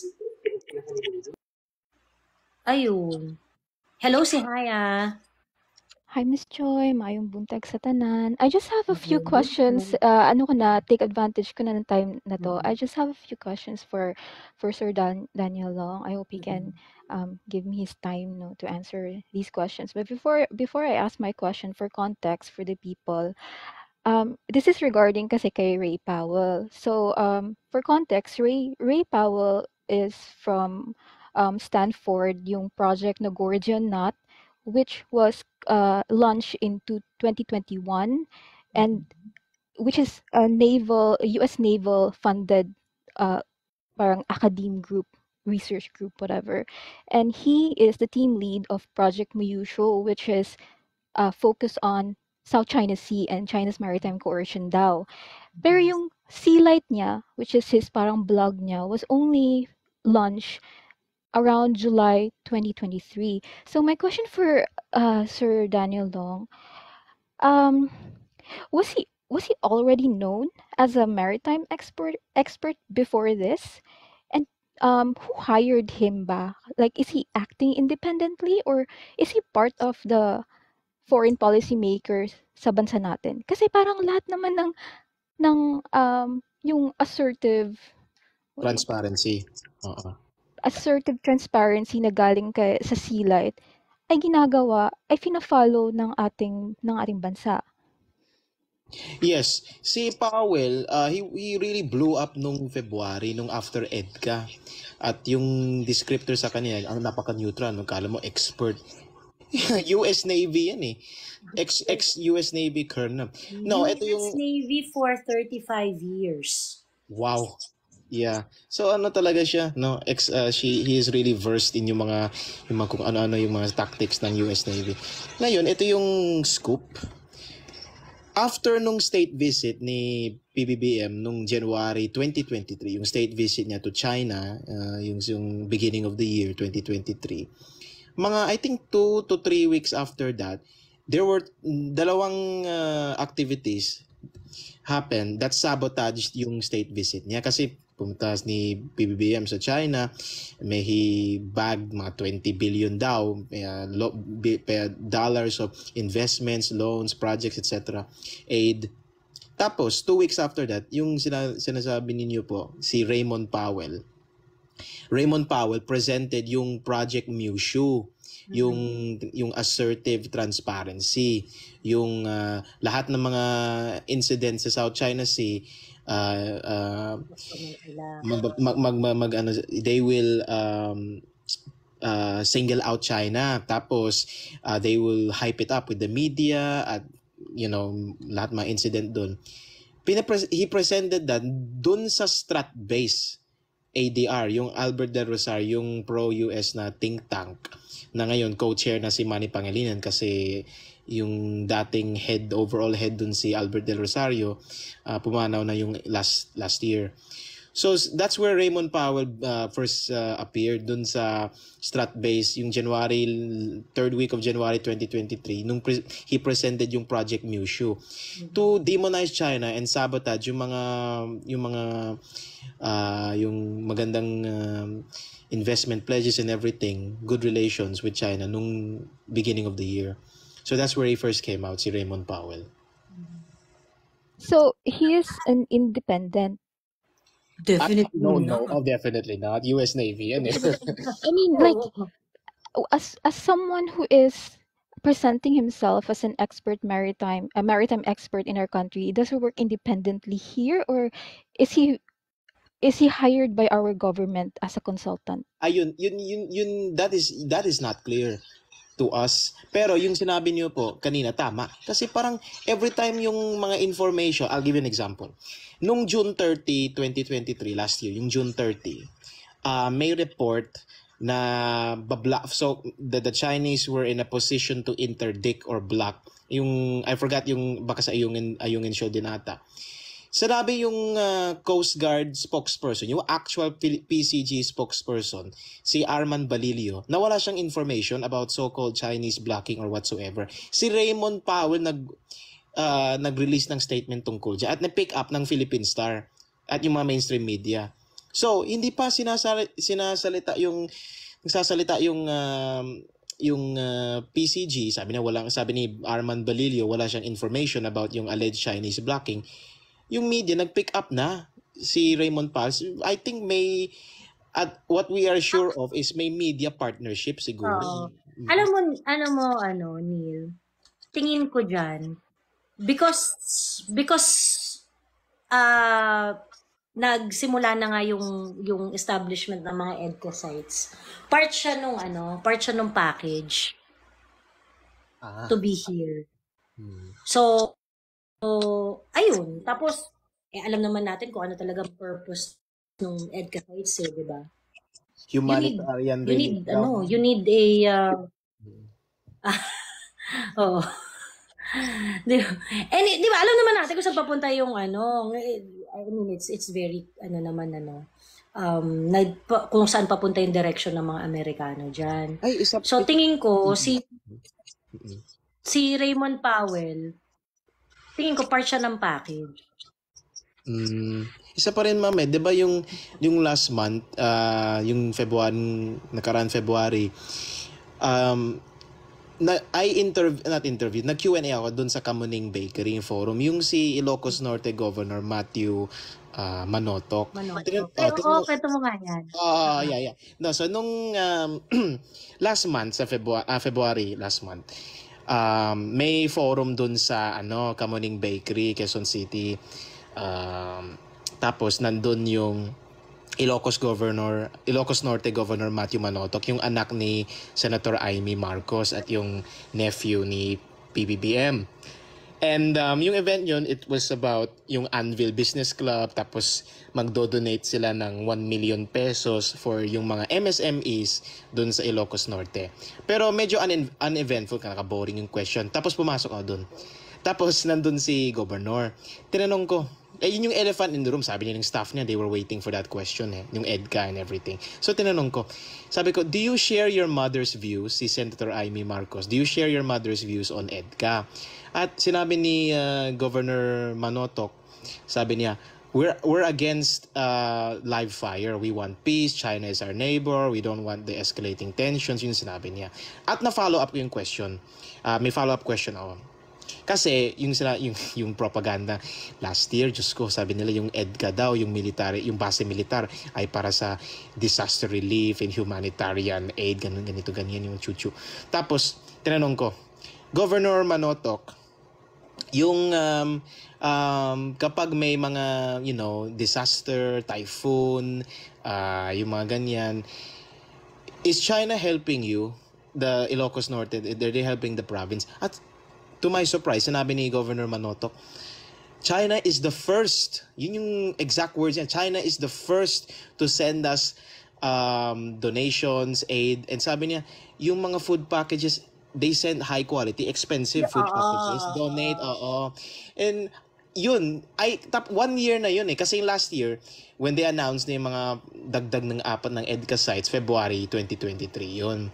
Ngayon, February 2024 na when I asked the question. So 1 year later, binigyan na namin yung Amerikano yung mga 4 na base militar for disaster relief and humanitarian response kuno. 1 year later, China pa rin, according to dun talaga sa norte, si Governor Manotoc, China pa rin yung number 1 na tinutulungan ng mga Pilipino dun kapag may disaster at may typhoon. China pa rin yung number 1 na tumutulong. Oo, expensive food packages, hindi to hindi to hindi to putyo, very high quality. So yun yung pero hindi na cover, nandun yung Manila Bulletin, hindi nila na cover yung event na yun at yung Q&A. Yun lang yung interesting question na tinanong. Kasi may ibang reporter dyan, tourism, yung statistics on, ganyan. Boring. I asked the question that was in everybody's minds. So, pero hindi na kinover yung Manila Bulletin. Nandun sila, pero hindi na cover. My next question. Sorry. My next question kasi is yung the assertive transparency. Ito sa Sealight to na website So ito yung tactic nila, di ba, yung assertive transparency and the conditions which they are following, like strengthen national resilience daw, build international support, yung ginagawa niya sa Australia and Cambodia recently, impose reputational cost. I don't know what this is. To change the CCP's risk benefit calculations. I don't know what this is, pero yung objective nila kasi, Miss Joy and Sir Neil, is deter and defeat. But it's obviously we are not deterring China. So ano yung defeat? What does that mean? Yung Raymond Powell, nung December, napatanga niya, last December, sabi niya Raymond Powell, na gusto niya i-amend yung Mutual Defense Treaty, US Mutual Defense Treaty para i-redefine yung armed attack kasi Article 4, if any Philippine vessel is attacked in an armed attack, the US will come to our defense daw. Of course, hindi naman automatic yan, kailangan i-declare pa yung Congress. Pero gusto niya sabi niya, there are discussions daw, sabi ni Raymond Powell dun sa Manila Times, there are discussions among Philippine officials and US officials to try to redefine what an armed attack is under the Mutual Defense Treaty. At they will include water cannons and green lasers. Tatabuhin ka ng tubig, you're gonna nuke them. Bombahin mo. Crazy. Lumabas yung discussion na yan dahil nga yung ni-laser yung nagkaroon ng laser incident, di ba? Hindi yung military, yung propaganda. Yung military, may kinuha po ng undersecretary ng PCO about that. Sinabi ko sa kanya, if military grade laser yan, hindi lang temporary blindness ang mangyayari sa iyo, you will be incinerated. Kung talagang military. Yung laser na yan, pwede mo bilhin yan sa Shopee. For pointing yan For pointing and navigation yan, hindi yan for military grade. Hindi siya ganun ka powerful. Hindi siya ganun ka Tapos, ma'am, sabi ng mga Marcos supporters, yung mga bulag na Marcos supporters, may temporary blindness. Of course, if you look at any laser, you will be blinded. If you look at the sun. Oh, yun. If you look at the sun for an extended period, magiging temporary blind ka din. Ay, nako. But yeah. BBM said earlier, interview niya a few hours ago that the water cannon is not enough to bring up the mutual To defense. activate the mutual Kaya nga Do you think nagdadaldal sitaw. Kaya nga bawal so daldal. Kasi in my opinion may January, February, may paradigm shift na tinatawag. Kasi BBM sabi na in December gusto niya ng paradigm shift. May paradigm shift nga. Nakaroon ng BCM. Peaceful resolution dun sa Ayungin show. Tapos ngayon, I think, sila Tariela, Powell, parang tahimik sila for a while. Tapos ngayon, lumalabas na naman ulit. Yeah. So, ano ba talaga ang stance ni BBM according to this? Kasi parang... Wala yan stance. Wala. Alam mo si Haya, sa totoo lang, nandidiri ako na ginagamit ni BBM yung mga international issues para sa local politics. So, diversionary lang talaga to lahat. I'm pretty sure meron ring meron ring parang talagang mga foreign relations concern. Pero at the expense of our reputation as a country, ganun. Yeah, oo. Pero meron talagang part na talagang it is being used for local concerns. Pinagtatawa na tayo ng ASEAN. My last question, Sir Daniel, at Miss Joy, is that I heard that they will try to make a foreign parang interference law daw, like similar to Singapore's FICA. Kasi kakaano lang ng FICA, 2021 ata yun. So, this can be used to target those perceived as pro-China, no? Kasi according to that UP political analyst professor, whatever, parang it's for that purpose, but kasi tumataas daw yung anti-US narrative. So, parang he's claiming that, so parang in my understanding, this is really for pro-China. May info po ba kayo niyan? So, ibig sabihin, if anti-US ka, anti-Pilipinas, ano klaseng logic yan? Yun yung conclusion ng professor. Pero dapat wag na nilang tawaging foreign interference. China interference na lang. 'Di ba? Kasi foreign pa sila gusto lang naman nilang targetin yung Totoo, yung China, 'di ba? Totoo. Kasi may nangyari sa amin. I like to kwento what happened to us, no. Kami ni Kamentong Ikaado dun sa Asian Century. We had a meeting with si Yusek Paul Gutierrez ng Presidential Task Force on Media Security noong November 2023. At we expressed, di ba ma'am, may listahan doon, yung 44, nakasali kayo doon. Number 22 ako doon. Number 20. Yeah, so we were saying, hoy, ano to? Ba't may listahan? Parang kami yung media version of yung SAF 44. Nako, natatakot yun. So sinabi... Actually, ang nangunguna doon, ang tingin ko talaga, ang target talaga doon, mga taga-Asian Century. Totoo, yeah. Yun talaga, kayo talaga yung target doon, nadamay lang kami. Yeah. Para hindi kayo masyadong obvious. Actually, nakakahiya naman, PDP laban naman to. Jonathan Malaya, yung National Security spokesata yan. Sabi ni this is the really napaka talaga polvoronic move. Si Jonathan Malaya, si Secretary Yusek Malaya, nagpa-interview kay PCIJ at yung Rappler. They are funded, tapos mag-complain siya ng foreign funding. Excuse me, yung PCIJ at yung Rappler, documented yan na tumatanggap sila ng pondo galing sa US. Million converted to peso. They're accepting money from the US. Tapos mag-complain ng foreign funding, foreign influence operations. Hello, you're talking to two of them, PCIJ and Rappler. Tapos for us naman, if meron kayong evidence, sabi namin, you show it. Pero wala naman silang, they're not showing anything. And I can confirm, we're not, alam mo, ito yung last masasabihin ko. Kasi I'm being accused naman of being pro-China, getting funded by China. Di ba mag-forum kami sa Asian Century nung, let's say, Friday or Saturday. You know how I go there? Mag-MRT lang ako. Si Haydarian, nagla-Lexus. So who is really being foreign? He's paid. We're not accusing him, pero look at the fruits na lang. Tignan mo na yung Baka naman sinatago mo lang ang yaman mo, Daniel. Oo. So, kung if they create this kind of law, Sa Congress ba yan? Or gagawa yung DFA or DND? I don't know. Sino ba? I know what you're talking about. Yun yung Anti-Subversion Act na they were talking about na yung sa Congress yun, ma'am.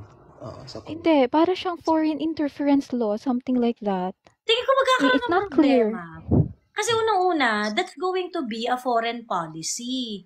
If it is a foreign policy, is it something that can be legislated? Magbabutt head dyan yung presidente at saka yung legislature, I think. Kasi, hindi papayag yung presidente na yung kanyang wing room to design the foreign policy is going to be limited by the law that they're going to legislate. Kasi yung 'di ba, the sole architect of our foreign policy is the president, 'di ba?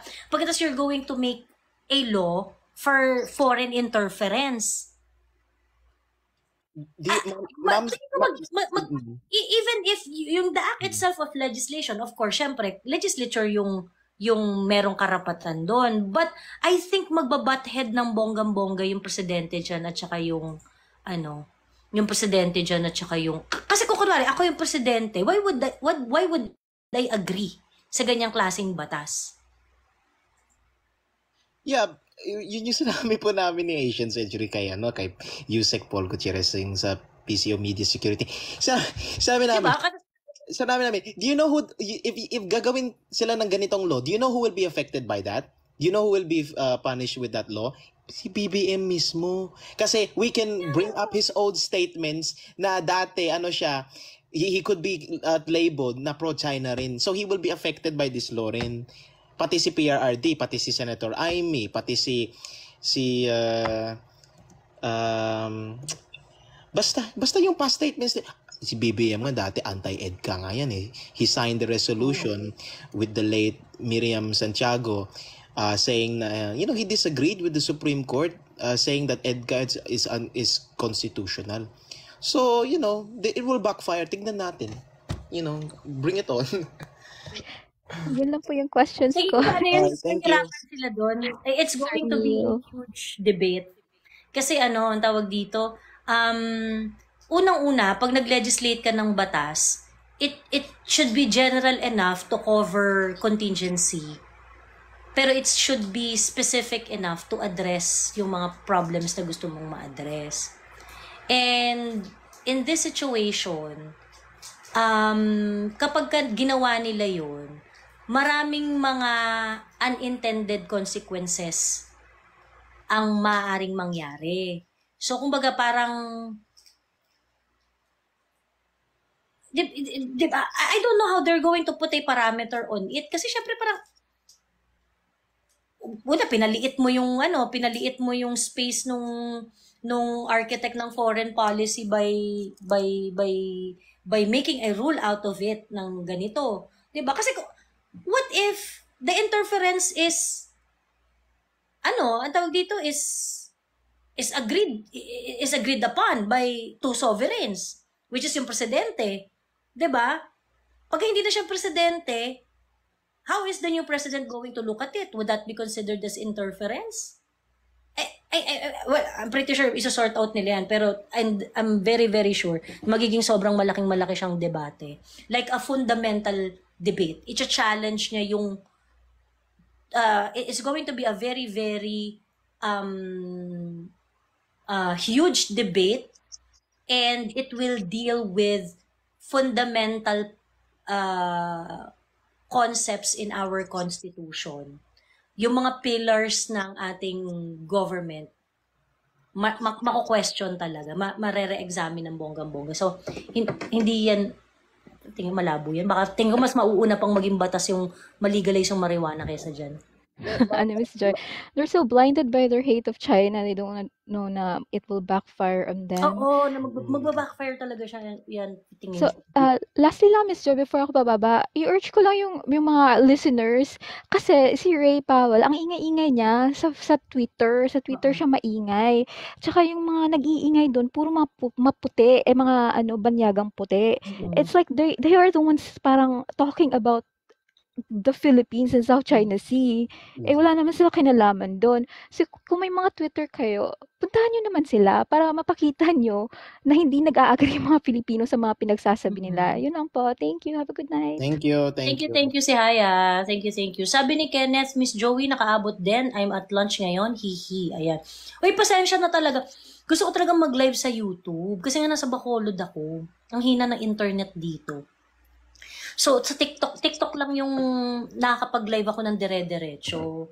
So, ma'am, yung last stream ninyo, TikTok din original, tapos in-upload lang sa YouTube. Yung Independent Foreign Policy. Oo. So, ito i-upload ko na lang sa YouTube immediately after. At mas marami tayong miyembro ng Team Replay. Ayan. Ayun. Kasi ginagawa nilang radyo. Habang nagtatrabaho, ayan, nakikinig, ayun. So, shout out sa Team Replay dyan. Promise, pagbalik ko ng Bulacan, back to normal programming tayo, ayun.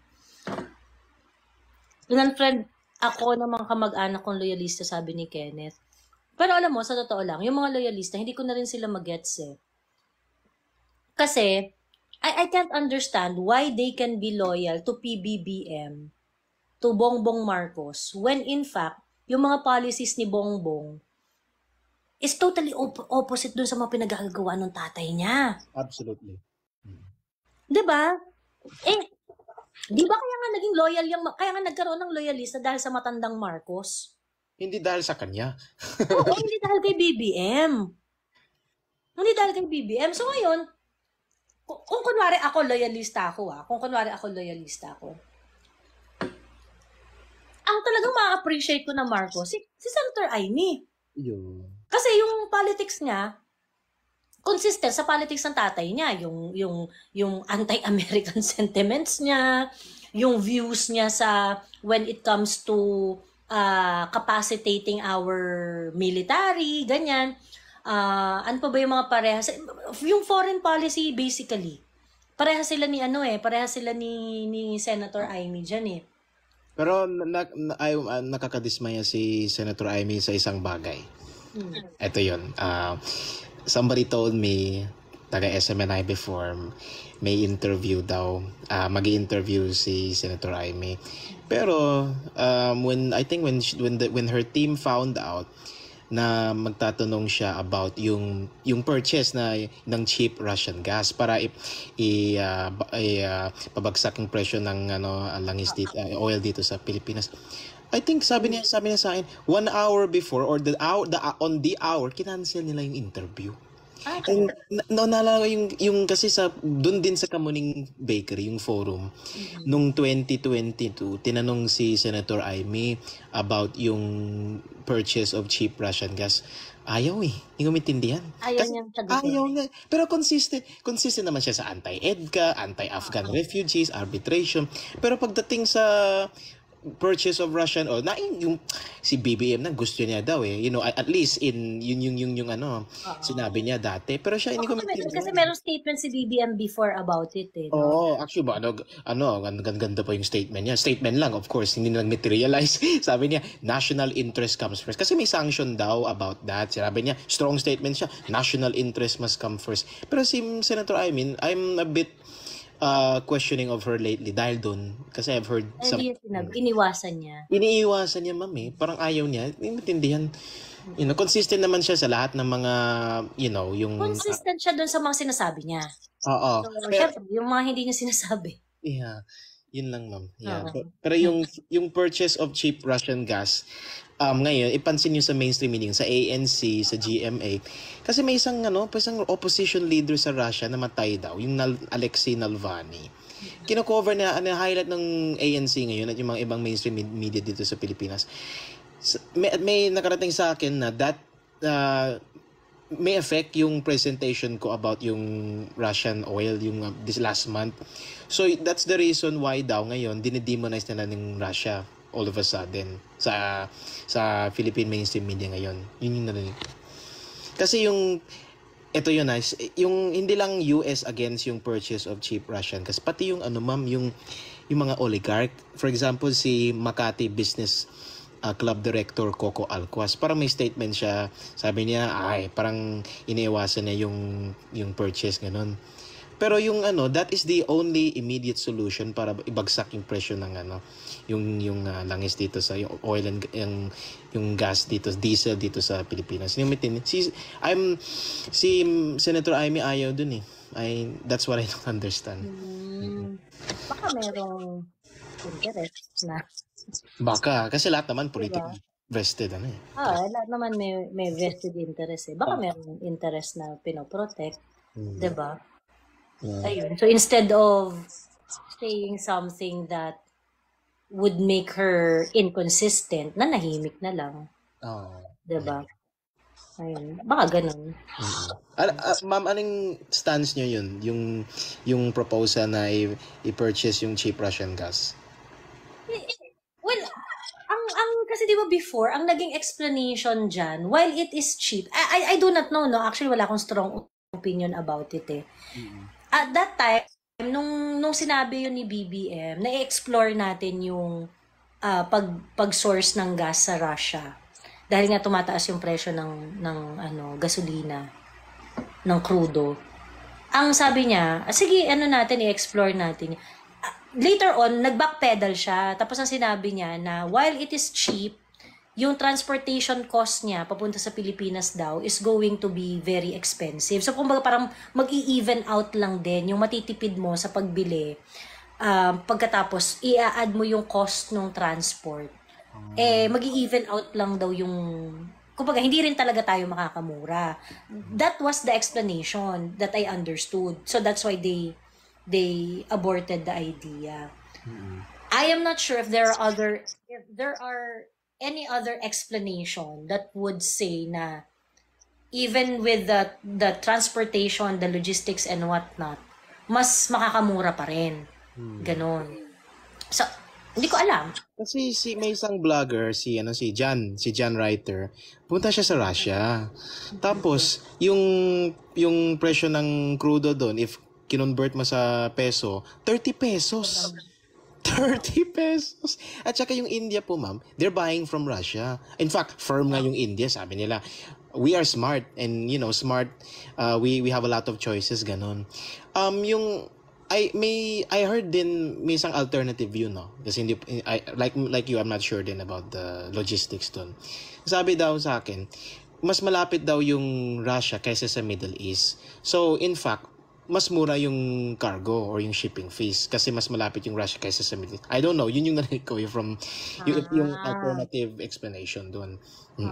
I think dapat ang ginawa nila dyan, nag-provide talaga sila ng costing, di ba? Yeah. Di ba? I think nag-provide talaga sila ng costing. Makakamura ba talaga o hindi? Di ba? Instead of pero kasi parang inabandon na rin talaga ni BBM yung idea. Wala na yan. Hindi na rin talaga in-explore eh. Kasi yung Russian embassy dito sa Pilipinas, may conversation dati na they would offer, I think, 20 to 30% discount para sa atin. So, i-negotiate mo na lang si BB, isang tawag lang yan sa Russian embassy. Sabi mo, ito yung president and can we get from you? Tapos, they're willing to offer 20 to 30% discount para sa crudo. Yung ang opening na, ang welcoming na nila, si Tarela pa din, ina-antagonize pa. Oo. Kung let's say sabihin na natin na mas mura ng 5 piso or mas mura ng 7 peso, ang laki kamurahan pa rin nun eh, di ba? Biruin mo, pagka dilagay mo sa market natin yung mas murang na yun. Let's say, with all the logistical cost included dun sa bibilin. Sa akin, if it's really going to bring down the cost of crudo, bakit hindi? 'Di ba? Bakit hindi? Siguro ang disappointing is that they should have, when they said that they're going to explore it, sana in-explore na nila ng todo. Pagkatapos, pinresent nila sa atin na ano yung mga pros and cons nun. Tingin ko expensive siya, costly siya, pero yung cost is not really about the money. Yeah.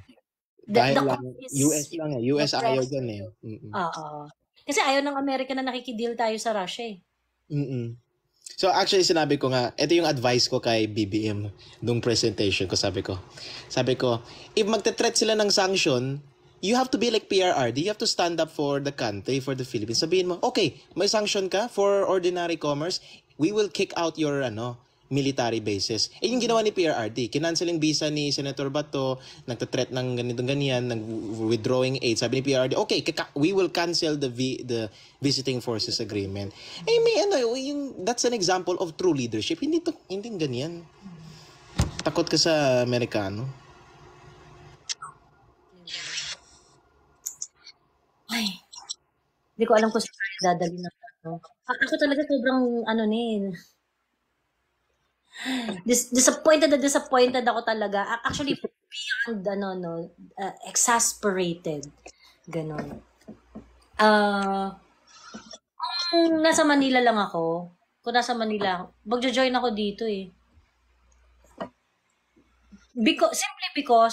Simply because hindi ko na ma-take yung mga panggugurgur na ginagawa nitong gobyernong to. Sa mga taong nagki-criticize dun sa mga policy nila. Si Neil would have a solid experience of being labeled as enemy,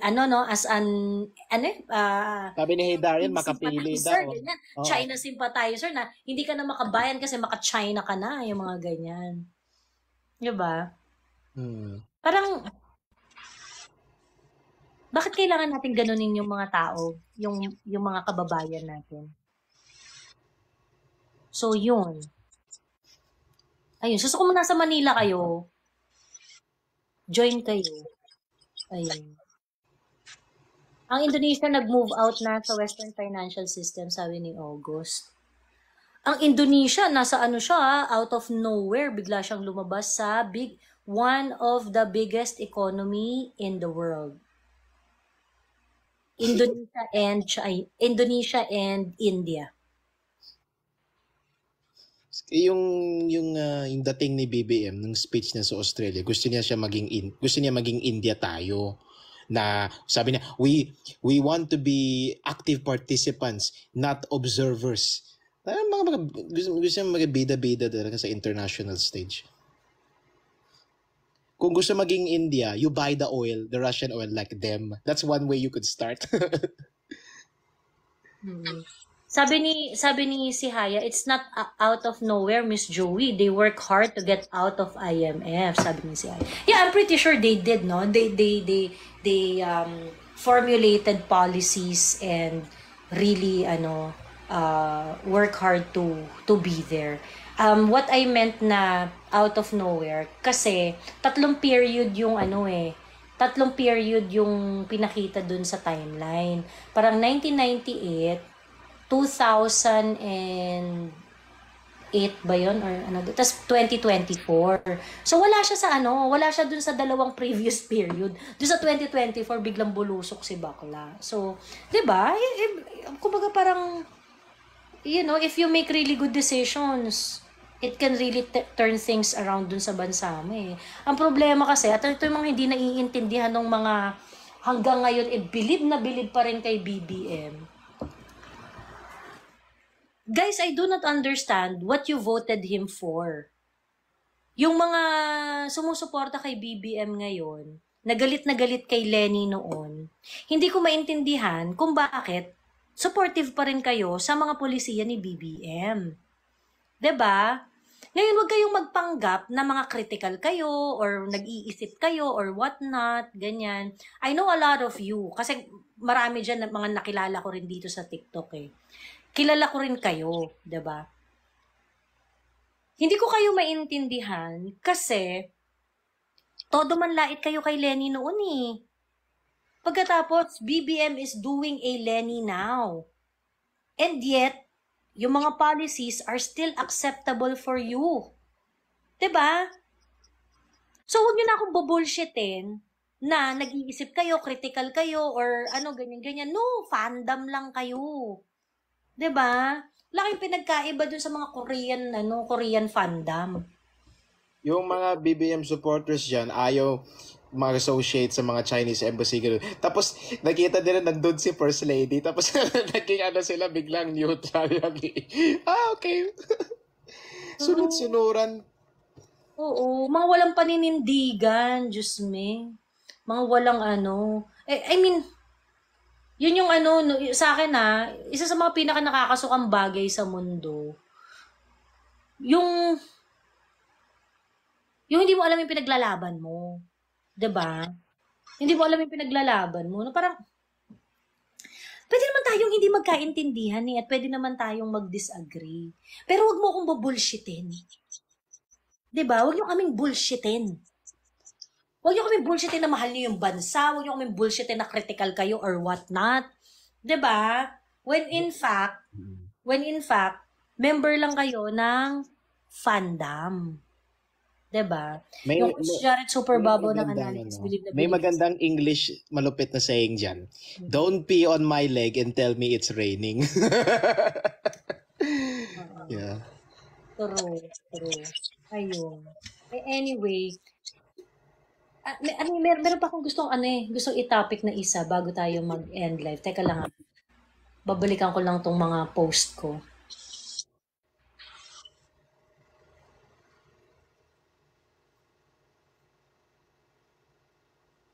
Or siguro sa na lang to.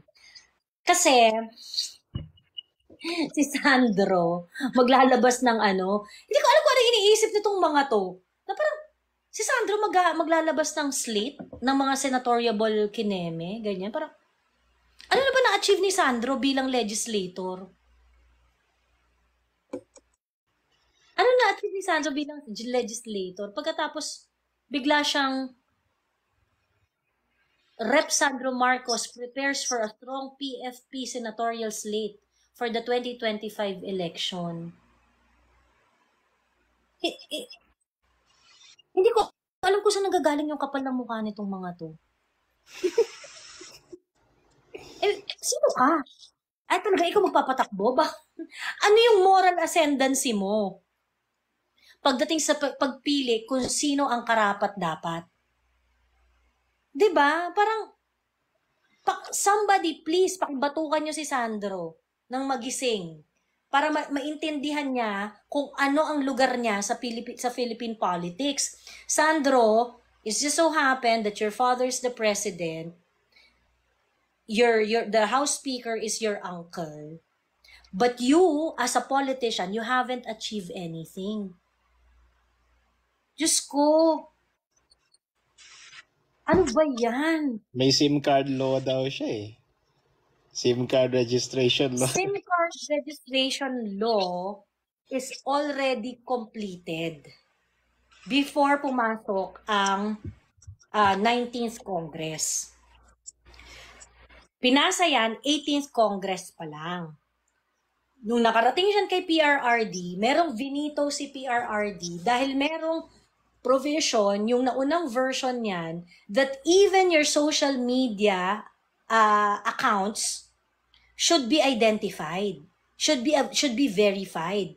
So ibig sabihin kapag meron kang Facebook, TikTok, ganyan-ganyan, dapat hindi po pwedeng troll account. Dapat nakakabit yan sa totoong tao. PRRD doesn't want that. So binito niya yung part na yon. Okay? So that is why, since binito niya yung part na yon, alam naman natin na ang isang bill, pag nakarating to sa presidente at meron siyang binito na part na yon, yung buong bill babalik sa Kongreso, hindi siya yung parang budget na pwede kang mag-line veto. Ganon. Na parang, hindi, buburahin ko lang tong line item na to. Ay, hindi po. Hindi siya ganon. So that is, itong ay isang legislative measure na hindi naman GAA. That law has to go back to Congress. Okay? So ngayon, lahat ng debate, lahat ng committee hearing for such law nangyari na. Nung hinawakan niya ni Sandro Marcos, all he needs to do is to remove the vetoed part. Wala na, tinanggal lang naman talaga yun eh. Wala namang nadagdag na iba eh. Tinanggal lang talaga yung vinito ni PRRD. And nothing's changed. So, ibig sabihin, natrabaho na po ang dapat matrabaho dyan sa SIM card registration law na yan. And all Sandro needs to contribute dyan sa batas na yan ay maging paper pusher. Okay? Ay, eto po, pinatanggal po ni PRRD yung item na to. I-approve na natin to. Meron bang dinagdag? Doon sa batas na yon, aside doon sa tinanggal? Meron bang ibang binago? Wala naman. So, anong contribution exactly ni Sandro doon? Tapos na ang debate, tapos na ang lahat-lahat. Like father, like son, credit grabber. Actually, so, alam mo, Daniel, yan yung isa sa pinaka nasusuka kay BBM. Ako, hindi ako nag-expect na masagot mo sa maiahon ni BBM ang Pilipinas sa sa putikan ng 100% pagka during his presidency. Hindi ko ina-expect ang langit at lupa sa langit lupa bituin at araw kay BBM. If he's going to establish policies that will point us to certain direction, yung clear vision ba? Now, sige, gawin natin to, ganyan. Kasi ito yung vision ko dyan, kineme, ganyan. I'm good at, I'm good dun sa ganong klaseng I'm good dun sa ganong klaseng contribution. Kasi 6 years is very short. Ganon. Pero yung putang ina na i-claim mo na yung mga bagay na ginawa mo na hindi mo naman ginawa, ang kapal ng mukha. Basilan. Oo. Diyos me. Yung sa Basilan, eto pa. Yung sa Basilan, ang sinasabi nila, talaga naman daw, si BBM yung pumunta dun sa Ground Zero. Mga tanga ba kayo? Nung nagpunta si BBM dun sa Sumisip, hindi na yun Ground Zero. Kung Ground Zero yun, wala makakapuntang presidente doon. Diyos me. Si PRRD nagpunta ng Basilan nung time na ongoing yung conflict. Si GMA nagpunta doon sa Basilan nung time nakakatapos ng hostage taking. Napakadelikado pa ng Basilan nung nagpunta na sila. Nung pumunta ito si BBM sa Sumisip, anong gulo sa Sumisip? None. Anong violence ang nagaganap doon? Sige nga, mga putang ina nyo. Pagmamalaki ninyo, talaga naman siya ang first president eh. Hindi ko maintindihan kung ano yung significance ng first. Doon. Are you telling us that he is the first president who became an audience for the decommissioning of 400 rifles? That is not a fucking achievement. Oh my goodness. Diyos me. Alam mo, nakakatawa dito, Daniel. Yung sabi niya gano'n, first president kasi siya na naka-witness ng decommissioning ng firearms. Sa Basilan. Hindi nakakatawa. Si BBM mismo sinabi that the decommissioning has been going on for quite some time already. Oh my God. Ba't nakakapag-decommission naman sila ng walang presidente? Anong ginagawa mo dyan? Anong ambag mo dyan?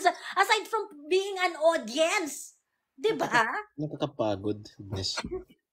Parang gaano kayo kakapal ng mukha para magpapogi? Nagagawi ka kasi hodang magmukha kayong mga tanga at magmukha kayong mga bobo. Basta maging tunog pogi kayo sa mga bobo. Diba? Diyos me, nakakairita talaga. Tangina. Kaka-high blood. Ang daming I'm thinking of talagang mag-rundown ako ng mga credit grabbing na pinagagawa ni BBM. Pati yung yung war on drugs daw niya, mas successful kaysa sa war on drugs ni PRRD. Parang, talaga? Talaga? I literally witnessed open college student drug dealing sa Araneta somewhere. I literally witnessed. Recently lang yan. Hindi, last year. Open air. Last year. Okay. Pumunta sila, they went inside the car, tapos lumabas, may hawak ng My goodness. I think naka-uniform pa yung mga yan. I don't know. My gosh. Doon sa Cubao, Araneta Cubao. I remember. Isa na lang yung measure natin dyan eh. Magkano yung droga? nung panahon ni PRRD, street value ng droga, nung panahon ni PRRD, at street value ng droga ngayon? Magkano? Now, you cannot claim na mas effective ka sa war on drugs kung napakamura at accessible ngayon ng droga. Okay? So, wag nyo kaming putang inahin dun sa mga pakana na napakadaming nakulimbat na droga ni BBM ngayon kumpara sa mga drogang nakulimbat ni PRRD. Wag nyo kaming putang inahin sa ganong klaseng logic. Okay? Noong panahon ni PRRD, napakahirap, napakamahal ng droga. At lahat ng addict nagre-reklamo. Dahil hirap na hirap sila makakuha ng droga. I remember nung panahon ni PRRD, yung former housemate ko, yung jowa niya, merong isang ziplock ng marijuana. Parang kagagaling lang yata ng Sagada or ano. So, PRRD administration to. Ngayon, di syempre, yung housemate ko, nakita niya. Alam niya na parang nagalit ako na parang, itong inong di po pwede yan, ganyan. Ganyan. Nakita niya yung jowa niya, meron isang ziplock ng marijuana. Finlash na sa inidoro lahat. Galit na galit yung jowa niya. Talagang parang, sobrang, hindi mo ba alam kung gaano kahirap maghanap niyan ngayon? Hindi mo ba alam kung ano yung mga pinagdaanan ko makuha? As in. So that is how I know na sobrang hirap makaget by ng mga illegal substance noon. Ganon. Bumalik na yung business. Ngayon, makita niyo yan. Diyos ko po, sa community ninyo, nagre-reflect naman balik na yung mga addict sa mga communities ninyo Yung mga walang trabahong addict, nakakabili na ulit. Ibig sabihin, mura. Diba? Merong isang nag-email sa akin. Takot na takot siya kasi yung nanay niya, video yung kanilang tarangkahan, yung kanilang gate. Kinakatok nung kapitbahay nila, nakilala nilang addict. Sabi niya, Miss Joey, natatakot ako para sa nanay ko. Ganyan yung experience namin gabi. Syempre, ano ba namang magagawa ko dito, diba? Diba? Anong magagawa ko dito? Ayun. Pero syempre, mahahabag ka na lang sa sitwasyon ng mga kababayan mo Diba? So, huwag na kaming putang inahin na mas successful ang war on drugs ni BBM kumparada sa war on drugs ni PRRD. Ang laki ng diferensya. At hindi yung nasabat na droga ang dahilan ng success, ang measure ng success. Ayun lang. Ayan. Daniel, meron ko pang gustong i-cambular, i-share ngayong just one more thing, yung kay Raymond Powell, yung tinanong ni Miss Shihaya kanina. Si Raymond Powell, yung I think, in my opinion, bagsak yung niya, yung Project Mushu niya, yung assertive transparency policy niya. Kasi dead end sige, let's say mag-provoke kayo, mag-construction materials kayo diyan, bit-bit kayo ng mga bakal at kung ano na diyan, violating yung protocol. Dalhin niyo lahat ng mga media dun. What's the effect? In the end, mararating sa negotiation din yan Ano gusto niyo mangyari? Mag-nuclear war dahil sa water cannon. You know? Tingin ko, Neil, tingin ko, in-underestimate rin tayo nitong mga kanunat to na feeling nila, we can be easily provoked. Or, at saka inaano rin nila na, yun nga, just to be blunt about it, I think Americans is really looking for a war. And yung mga nangyayari dyan sa South China Sea, naghanap sila ng sufficient provocation para i-initiate yung gera na yan. Yeah, isang flashpoint yun. yung language ni BBM dati, medyo neutral pa siya. Dati, I remember kasi may sinulat ako about this. Gray area. Nung tahimik lahat sila, pati si Carpy, binatikos din si BBM, Vera Falls, Rappler, lahat. Kasi, yun yung first step to solving the dispute. I-acknowledge natin na may dispute. Yung sabi mo, you're not going to be welcome with a red carpet. Gray area yun. Si China kiniklaim yan, tayo din nag-claim. So what do? You talk to each other. Sabi niya, gray, yun, actually yun eh. Carpio wrote an article sa Rappler. Sabi niya doon, Marcos is wrong about gray area sa Ayung and Shoal. Tapos yung Vera Falls din, finact-check siya. Sabi niya, hindi yan gray area. So I think after that, na-pressure siya eh. Kasi yun yung, after yung EDCA ma'am, a lot of us really lost yung support. We really demoralized. Disappointed talaga kami nung EDCA move. Pero nung August 2023, nung first water cannoning incident, sinabi niya ng water, yung gray area, yung comment niya doon.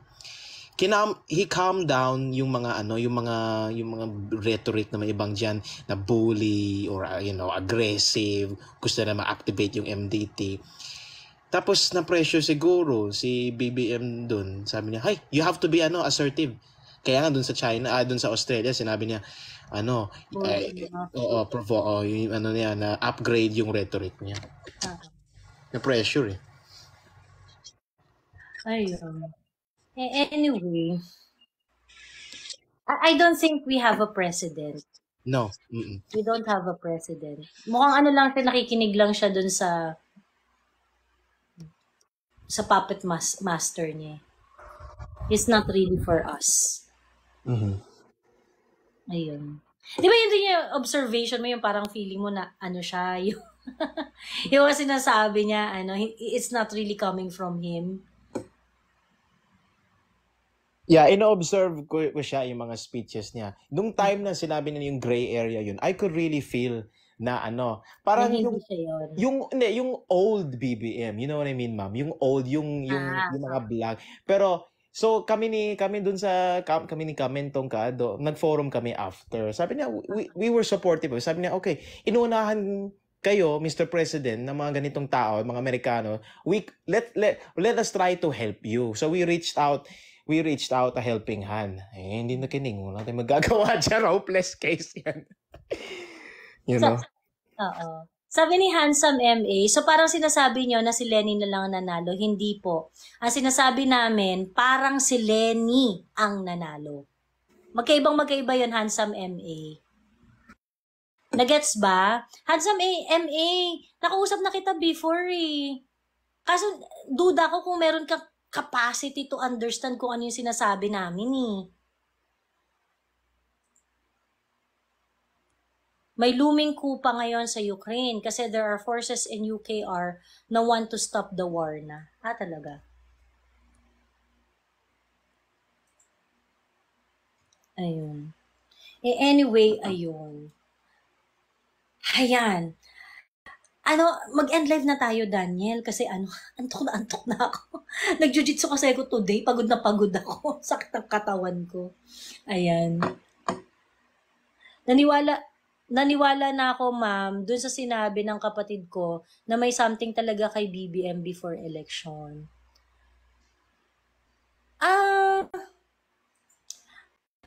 Miss Joey, upload po sa YT. Upload natin to sa YT para yung mga ibang naka-miss out kay Daniel, mapakinggan din siya.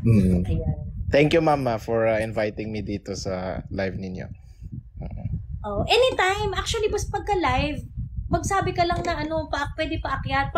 Lagi ka may space. Okay. Hindi lang ako hindi lang ako makapag-send individually ng mga link. Pero kapag ka nare-remind ako sa anytime. Sige, salamat po. Miss Joey, ka pa rin ba? Sabi ni Jai. Diyos ko po naman, Jai. Tingnan mo po yung mga content ko. Ano ba yan?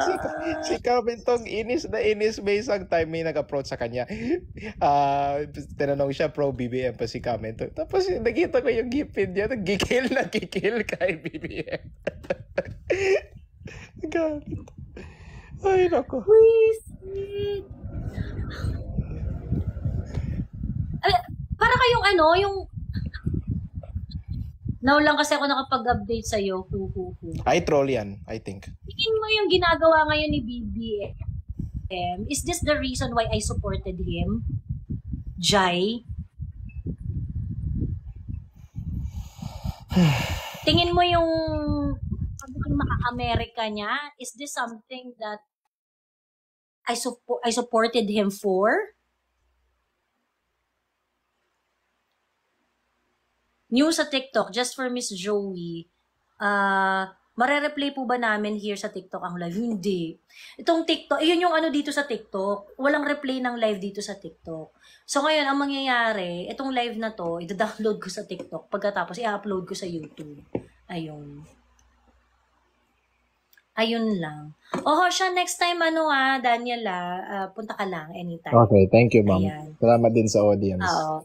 Sa nagkakinig sa amin. Matulog na tayo and kita-kita Okay, tayo bye-bye. next time. Good night, thank you. Sige, bye-bye.